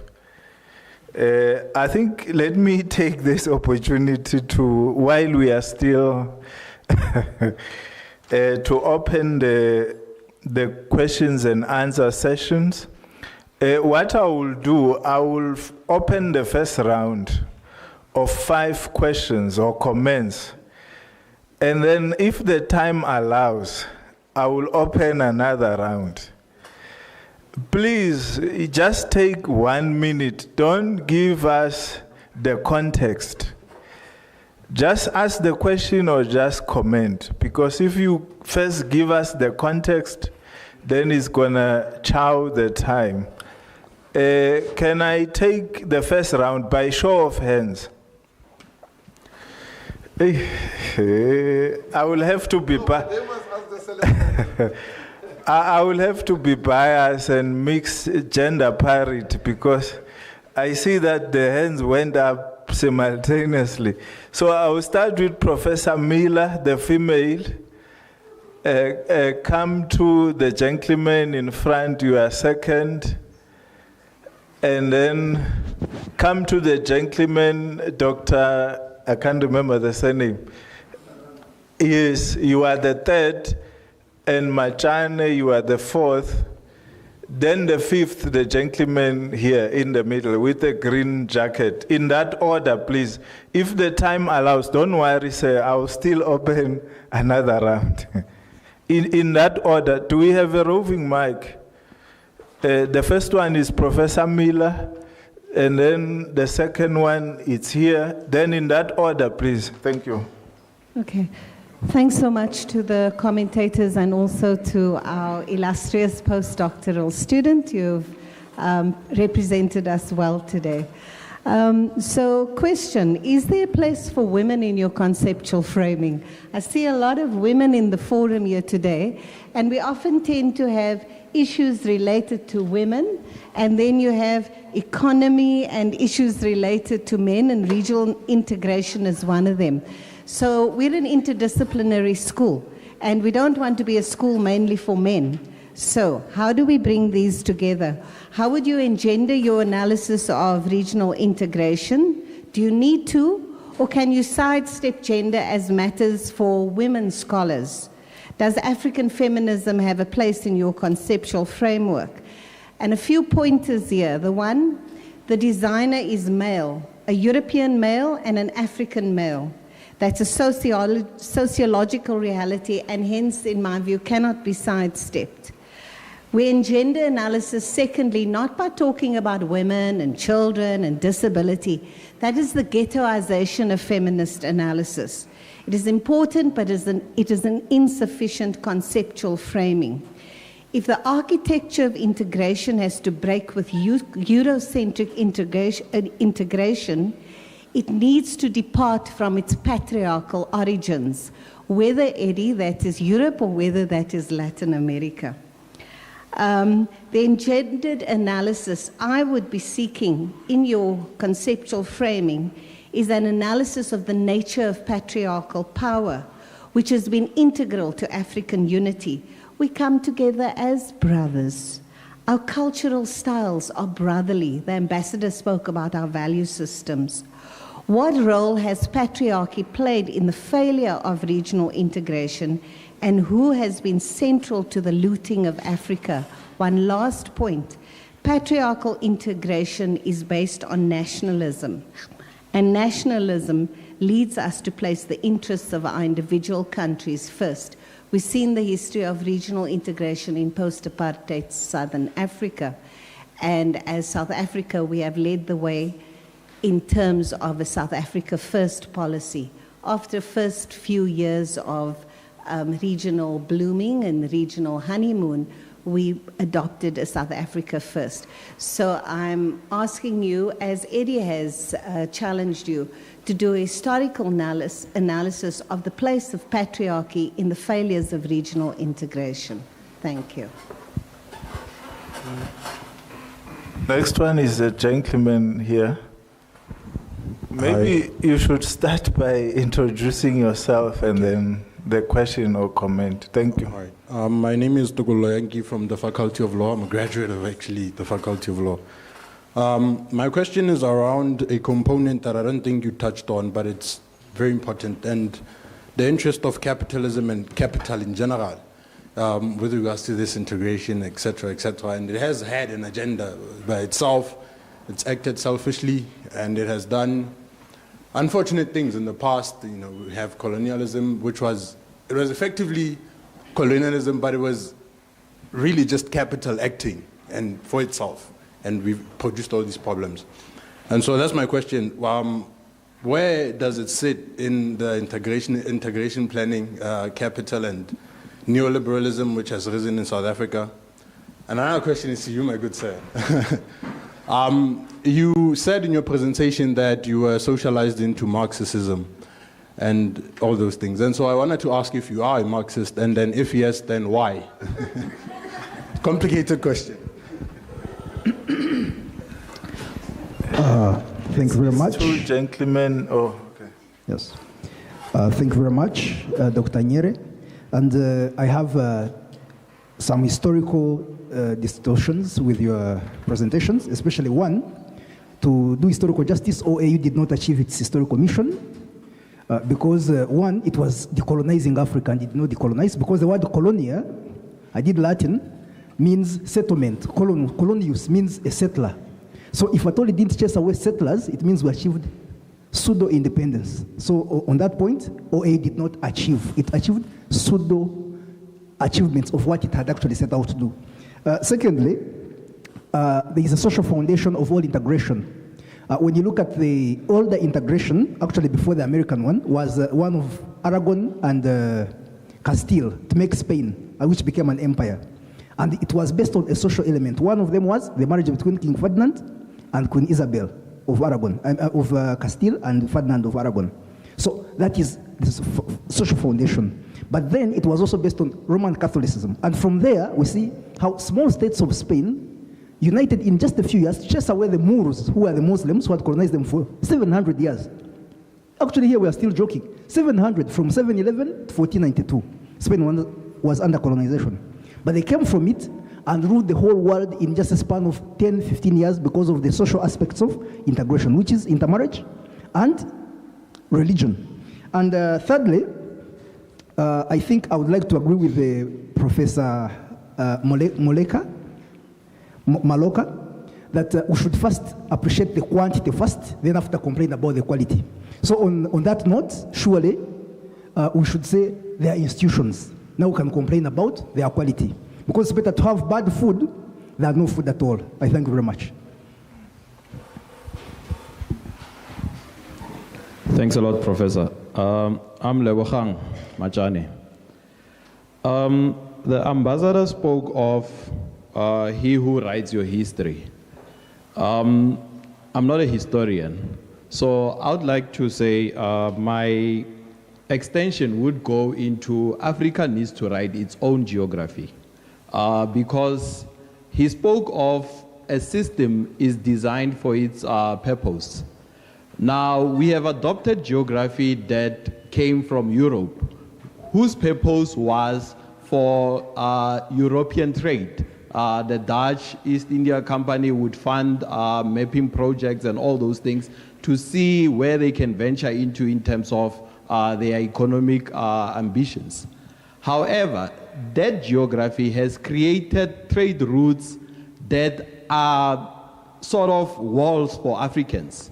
I would make an example that even post-colonialism, we find that Africans cannot trade on simple things amongst each other because of those walls that have been designed by geography that was imposed on us through mapping. You take, I'll delve into military.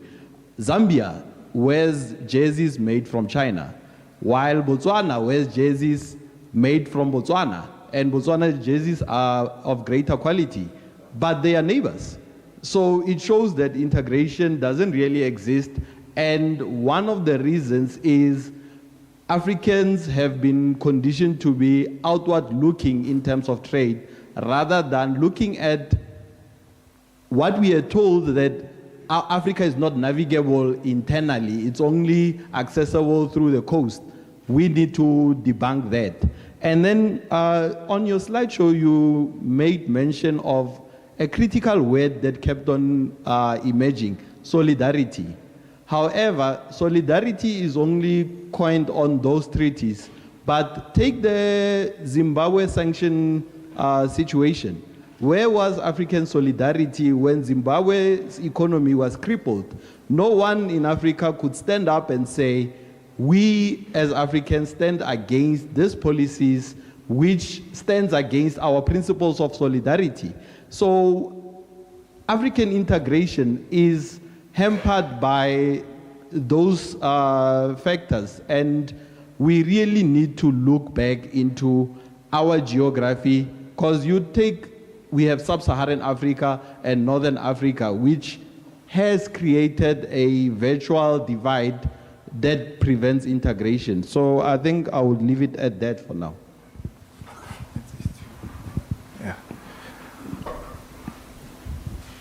Thank you, Mr. Chairman. I just want to add a comment. The African continent is faced with challenging times. It accounted for 51% of terrorism deaths in 2024, particularly in the Sahel region. Externally, Vladimir Putin and the Russian Federation are very active on the African continent. The Chinese Communist Party, and in particular, President Xi Jinping, are also active with their Belt and Road Initiative, which brings nothing but delays development to African countries. But in contrast, it's aiding Chairman Xi Jinping's China dream, which also means nothing but chaos to our world. I want to know that the African Union should not recognize all governments that were taken by a coup, such as Abraham Traore. And then if we want to achieve a long-lasting peace and stability on the African continent, in my opinion, I think we should democratize, and then African countries should follow South Africa as an example. Thank you, Mr. Chairman. Thank you, colleagues, for the questions.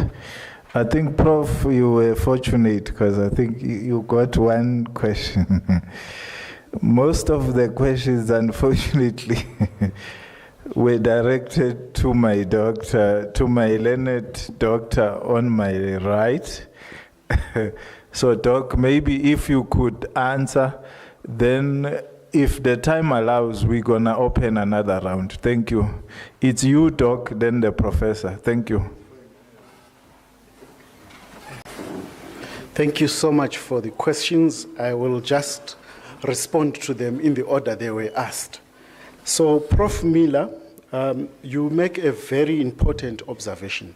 So, firstly, I just want to apologize for a mishap that happened with the preparations. We had in mind to involve women scholars that we knew were interested in this discussion. Unfortunately, they didn't respond. So in terms of the presentations today, they were all male, but it's something that we could work on. However, because of the important question you posed in terms of, is there a place for women in the propositions that I'm making? I did not state the obvious. I'm a decolonial scholar. That really means decoloniality is all about forming a new humanity that is based on equality for everyone.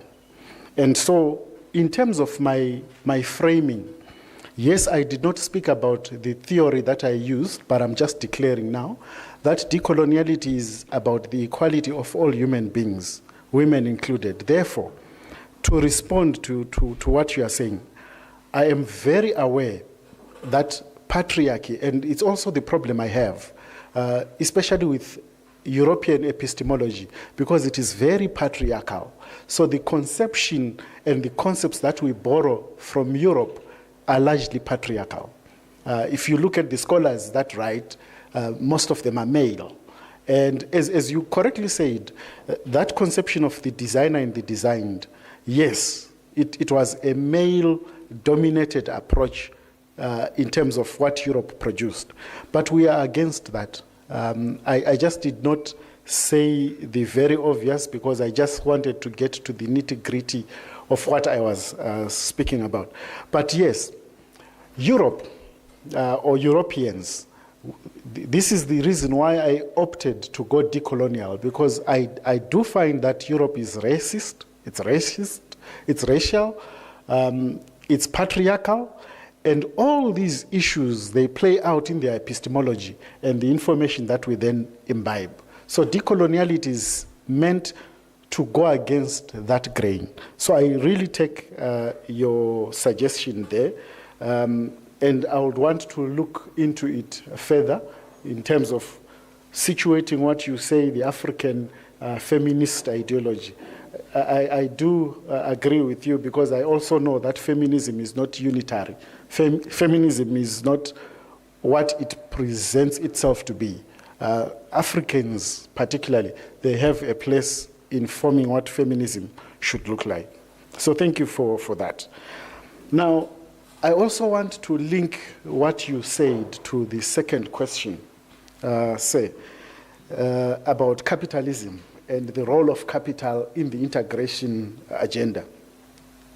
And because my framing is against the European epistemic project, capitalism is part of what Europeans imposed on the world.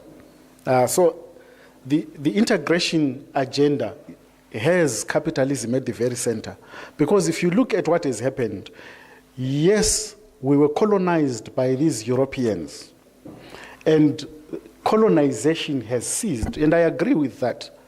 However, because of that colonialism, there are certain templates that have been imprinted on us, on the globe.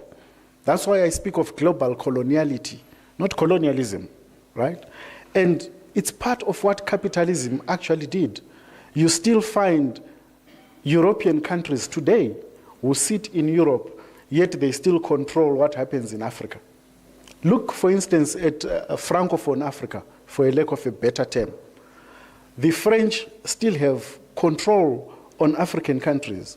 Hence, what Ibrahim Traoré has done to go against even the constitutions of the country to take over in order to correct this. Because, frankly, let's put it this way. If we do it by the book, it takes longer.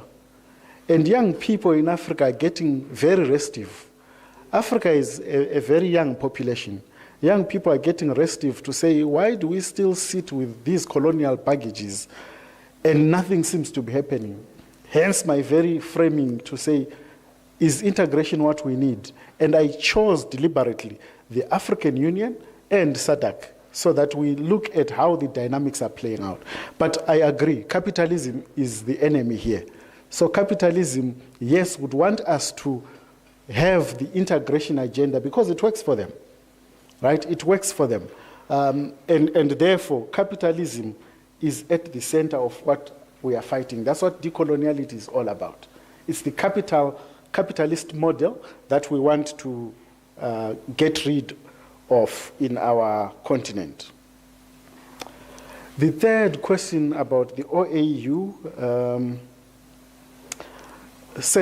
you quip that the OAU has not achieved that which it set out to do. And I agree, right? I'm in agreement. This is exactly what I was saying. To say it has morphed into the AU, right? So the OAU was to achieve the basic unity of Africans. That has not happened. That's exactly the statement I am putting out, that it has not happened. It has morphed into something else. We have repurposed it. But still, even in repurposing it, we are still not there yet. And I'm saying, how do we then remedy the situation? My submission was that the integration agenda is not fit for purpose. and I still insist on that. However, in terms of what Prof has led me to, it's worth looking into and recalibrate my own arguments. But I'm in agreement with you. So I took it that maybe yours is actually a statement more than it was a question. And if you're not answered, we will still get into it. The fourth person, geographic mapping, how that has contributed to blockages in terms of integration. And it's exactly my quipping as well. The geographic borders that we sit with are a stumbling block to integration, to unification, to remembering.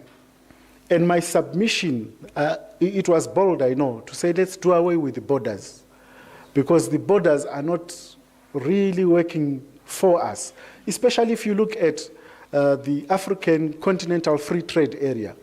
One of its objectives is to make the passage of goods and people at borders seamless. But it hasn't achieved that.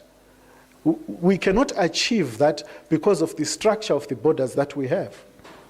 We are treated as citizens of different countries, which we are under the circumstances, and I'm saying let's change that. We should be changing that so that even the African Continental Free Trade Area can be operationalized, because then we do not have the stumbling blocks in terms of the borders and the geography and the mapping. That is not our own. So I'm in agreement. These are the issues that we need to be discussing and putting out to the fore.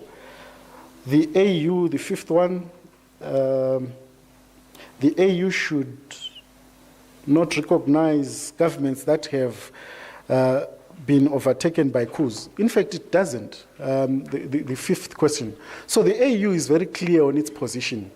In fact, even all the other regional groupings, the Sahel states, maybe let's speak about ECOWAS.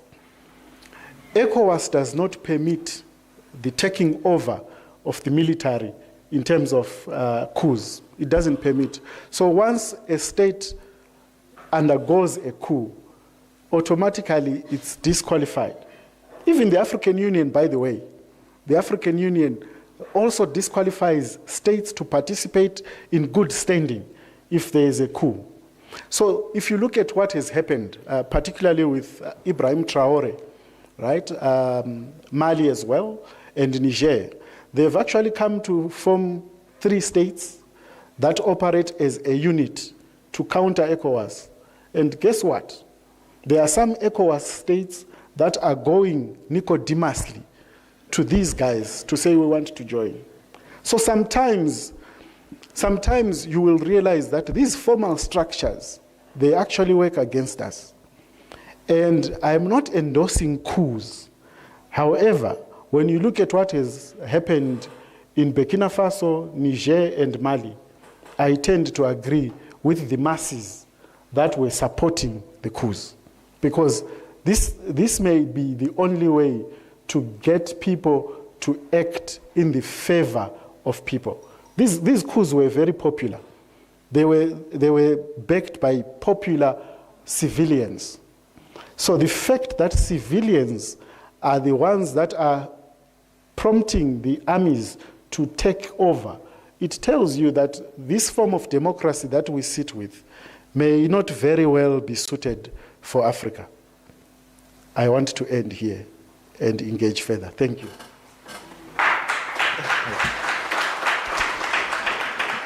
Thank you, Doc. I was also reminded that there was a question to Ambassador Dlomo, but I will start with the one that was directed to the professor.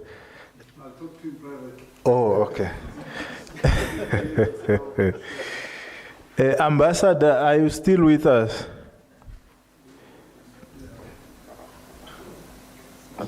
Yes, sir, I am.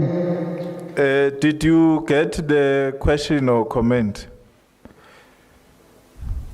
I thought it was a comment. There? I thought it was a comment. I did not think I needed to respond to it. Oh, okay. No problem. Okay, let's open another round. I will take maybe 3 hands. The gentleman was waiting, so you are the first. And the lady here, and Mantula at the back. I'm taking 3 now. And then if the time allows, then yeah. So you start and try to be, to shoot. And then you are second, and then you are third. Oh, thank you very much, Chair. So yeah, it's David Ngubuka, Unisa sabbatical residence, HSRC.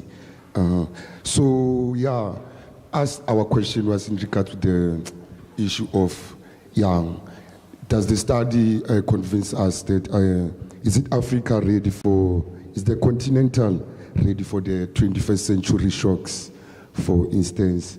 Yeah, we see the United Friends of Oval Office making decision, imposing travel bans to other countries in the continent. So how we're gonna find Africa's gonna be the rallying point for humanity to facilitate both AFC, Continental Free Trade Agreement. So how we gonna build Ubuntu? Since we realize northern countries tend to apply their Afri-BRICS, so they tend to associate themselves with Europe because of the geography. So they tend to link to the Eurozone. So as in the sub-Saharan Africa, how are we going to facilitate? And the issue of, the study, does it, for instance, we saw the shock of climate change during the floods, the shock of COVID, so which means Africa still going to remain isolated. I thank you very much. Okay, you are next. Good day, everyone. My name is Dr. Sibongile Mkhombo. I graduated in the University of South Africa in 2019, specialized in literature and linguistics. I used to be a senior education specialist in indigenous languages and also well-versed with the policies of education as one of the writers in the basic education. So I would like to applaud Dr. Nyere, the topic you have chosen, which triggers emotions, especially most of us, and also came up with the strategies such as unitarization, strategies such as governance, security, and economy. So my problem there is implementation. So as we know that in the Africa continent, we are an open book because everything is happening in everyday life. So in terms of the constitution of our country as a South African, it says every individual has got a right to live. So now there's chronic poverty, femicide, and the most vulnerable groups such as women and children. Every day we are experiencing such sensitive things.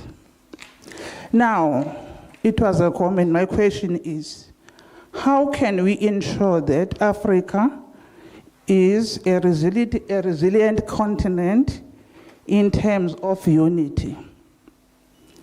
How do we go about strengthening that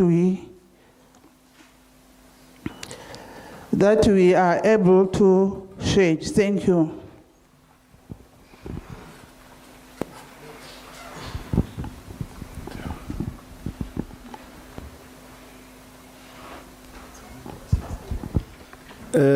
Mafrika Chido, let me just add to your presentation, not to pose many questions, but two key ones are around.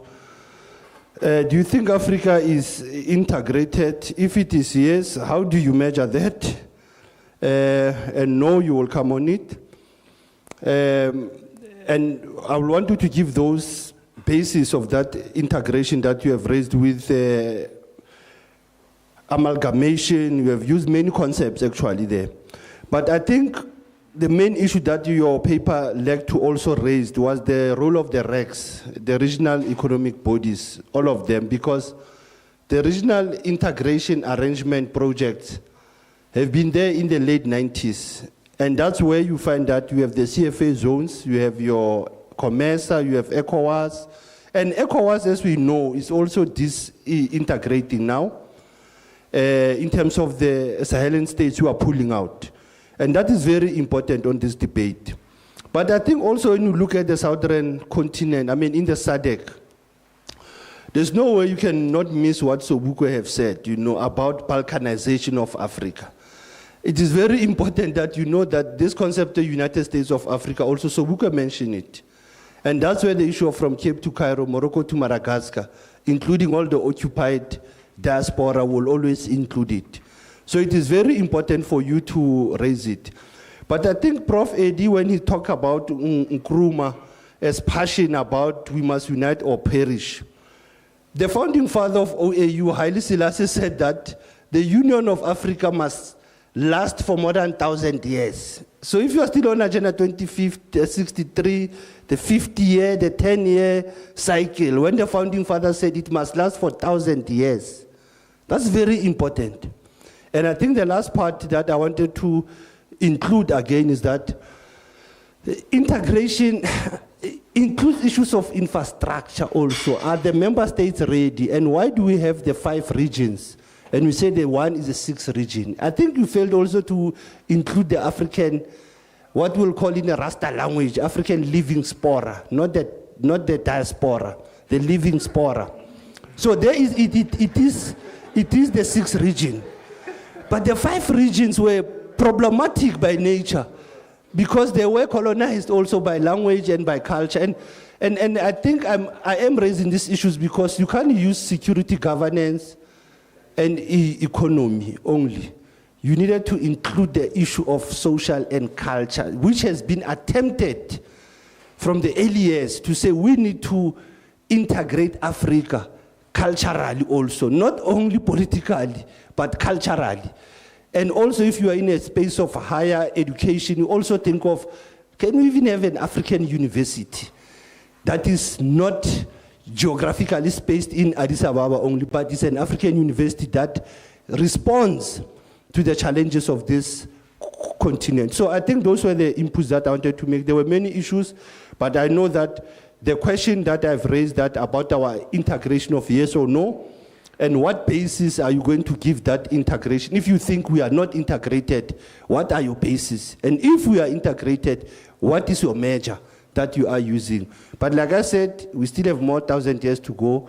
And I think like Peter Tosh have said, as long as you are an African, as long as you are an African, you are part of this continent. Thank you. Thank you, colleagues. Before I give Dr. Nyere a chance to respond, I want to confirm, say the first question, were you saying what do we need to do to achieve the ideals of Africa Free Trade Continental Trade Area? That was the first question you had. The second one, you were asking about the impact of natural disasters, because you also mentioned COVID, shocks, I just want, because he asked me, before he comes to the floor, I wanted to ascertain that. So thank you. Doctor, you can come. Thank you for the questions. So with the first one, say, the African Continental Free Trade Area, it is a vision. If you ask me, it is a vision. And that vision is correct because we need to streamline trade. We need to streamline the interaction, the passage of goods and people within the continent. So it is the correct vision. However, it remains just a vision until it's implemented. And I will come to it because Mama there asked something about implementation. However, when it comes to natural disasters, you alluded to natural disasters such as COVID and maybe floods, and how the African Continental Free Trade Area can come into play there. With my little knowledge on disaster management, it's also a challenge in Africa generally. Let's take, for instance, COVID, because it was a big and global issue. COVID, we were not prepared. We were not prepared for it. Most countries in Africa particularly, we didn't even have the budgets for that. But the problem with disasters, natural disasters such as COVID, it's the policies, the contrived policies that come with assistance. So for instance, the World Health Organization, when it came to Africa, to assist Africa to deal with COVID, it had contrived policies. So in terms of research, Africa could not research on our own because the information was first patented by the World Health Organization, and it was in Europe. So that's why I always have an issue with Europe, because it controls everything. It's coloniality of information and coloniality of knowledge. So the contrived policy in terms of what came from the World Health Organization, it limited what Africa could do in terms of responding to COVID. So the African Continental Free Trade Area, I don't think it has much to do with disaster management. It has very little to do with disaster management. If anything, it has to do with the collapsing of borders, right, in terms of trade, so that trade can happen without many blockages and many hurdles that we face as we speak. Now, implementation, Mama, you said something very important, Doc. I know it's Dr. Mkombo. Thank you for the question. So implementation is actually at the heart of what I am talking about. We have all these plans. We have the Constitutive Act, we have the Charter, we have all these. But not many of us are aware of the actual activities that we are doing. Not many of us are aware, unless somebody has interacted on a personal level with the AU or the SADC or any other regional economic bloc. So implementation is really at the core. And I can only bolster your question and make it a call to say, yes, we have these platforms, we have these institutions, we have them, but not much is being done, at least that we are aware of. So I would like to agree and make a call to say the plans that we have, the charters that we have, the Constitutive Act that we have, unless we act on it, it doesn't give much value to ordinary citizens of Africa. So I agree with you. It's something we need to work on. Advocate Mantula, you raise tricky questions. So your first question to me is, do I think Africa is integrated enough? The simple answer there is no. And the second question to that, you say, what's my measure? My measure is the disunity or the lack of uniformity in terms of approaches to Africa. Now, I know uniformity it's not a panacea to all our problems. I'm aware of that. However, it shows that there is a lack of coordination. At least we should be coordinated to present some sort of front. Let's take, for example, the issue of COVID that we're talking about. If you look at how Africa dealt with COVID, it was scattered. There was no central place to coordinate efforts to fight COVID. But then again, we also are aware that COVID affected different countries differently. So another issue will be a uniform approach would be better suited for coordination. However, we should look into the nitty-gritties of each country in terms of what we want to respond to. But again, my issue is, as we sit today, the integration agenda hasn't really taken off because of the issues I have raised.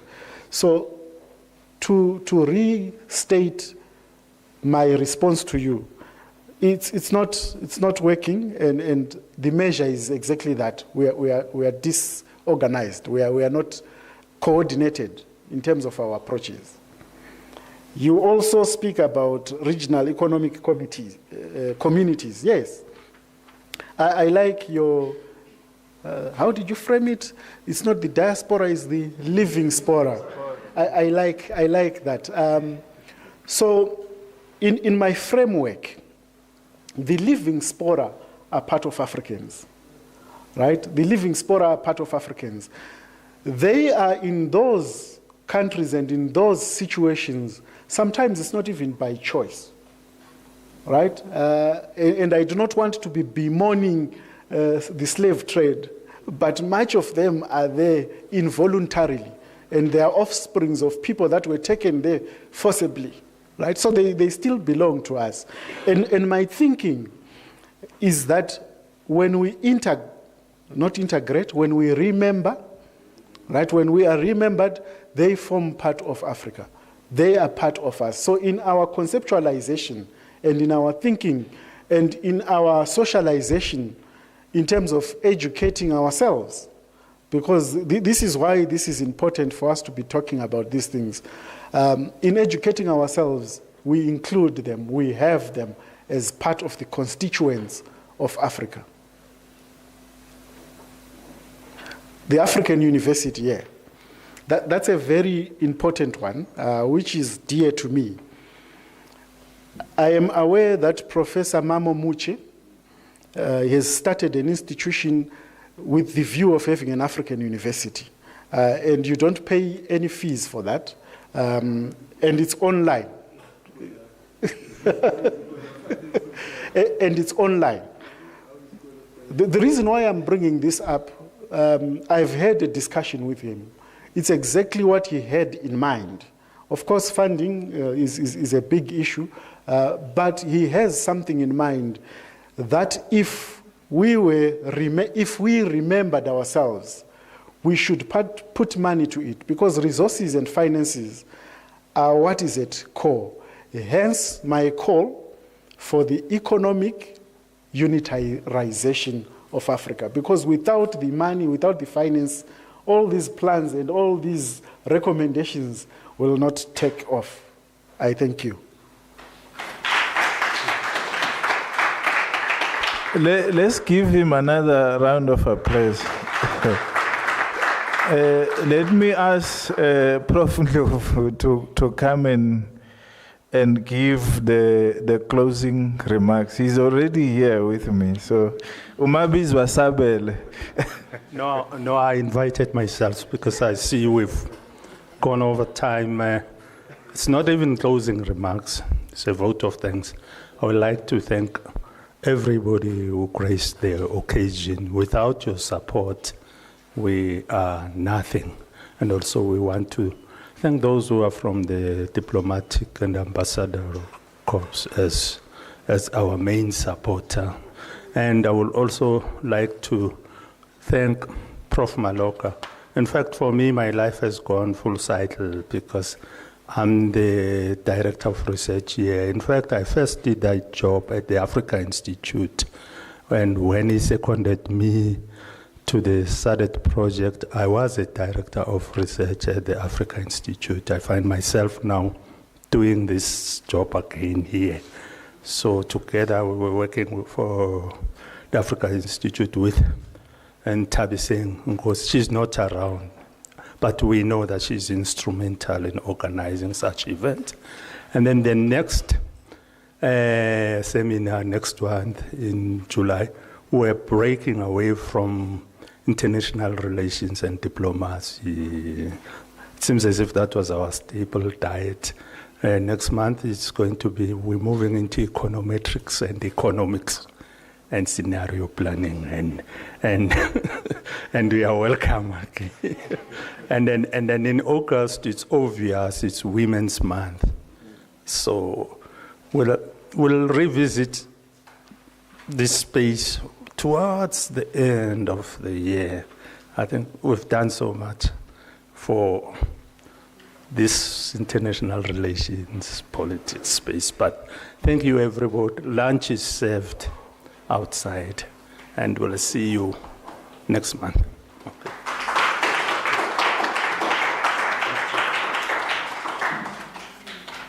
Yeah. Before we move, we have gifts to distribute. I'm not sure how we're going to distribute those gifts online. So how is it going to? Okay. You can send in kind.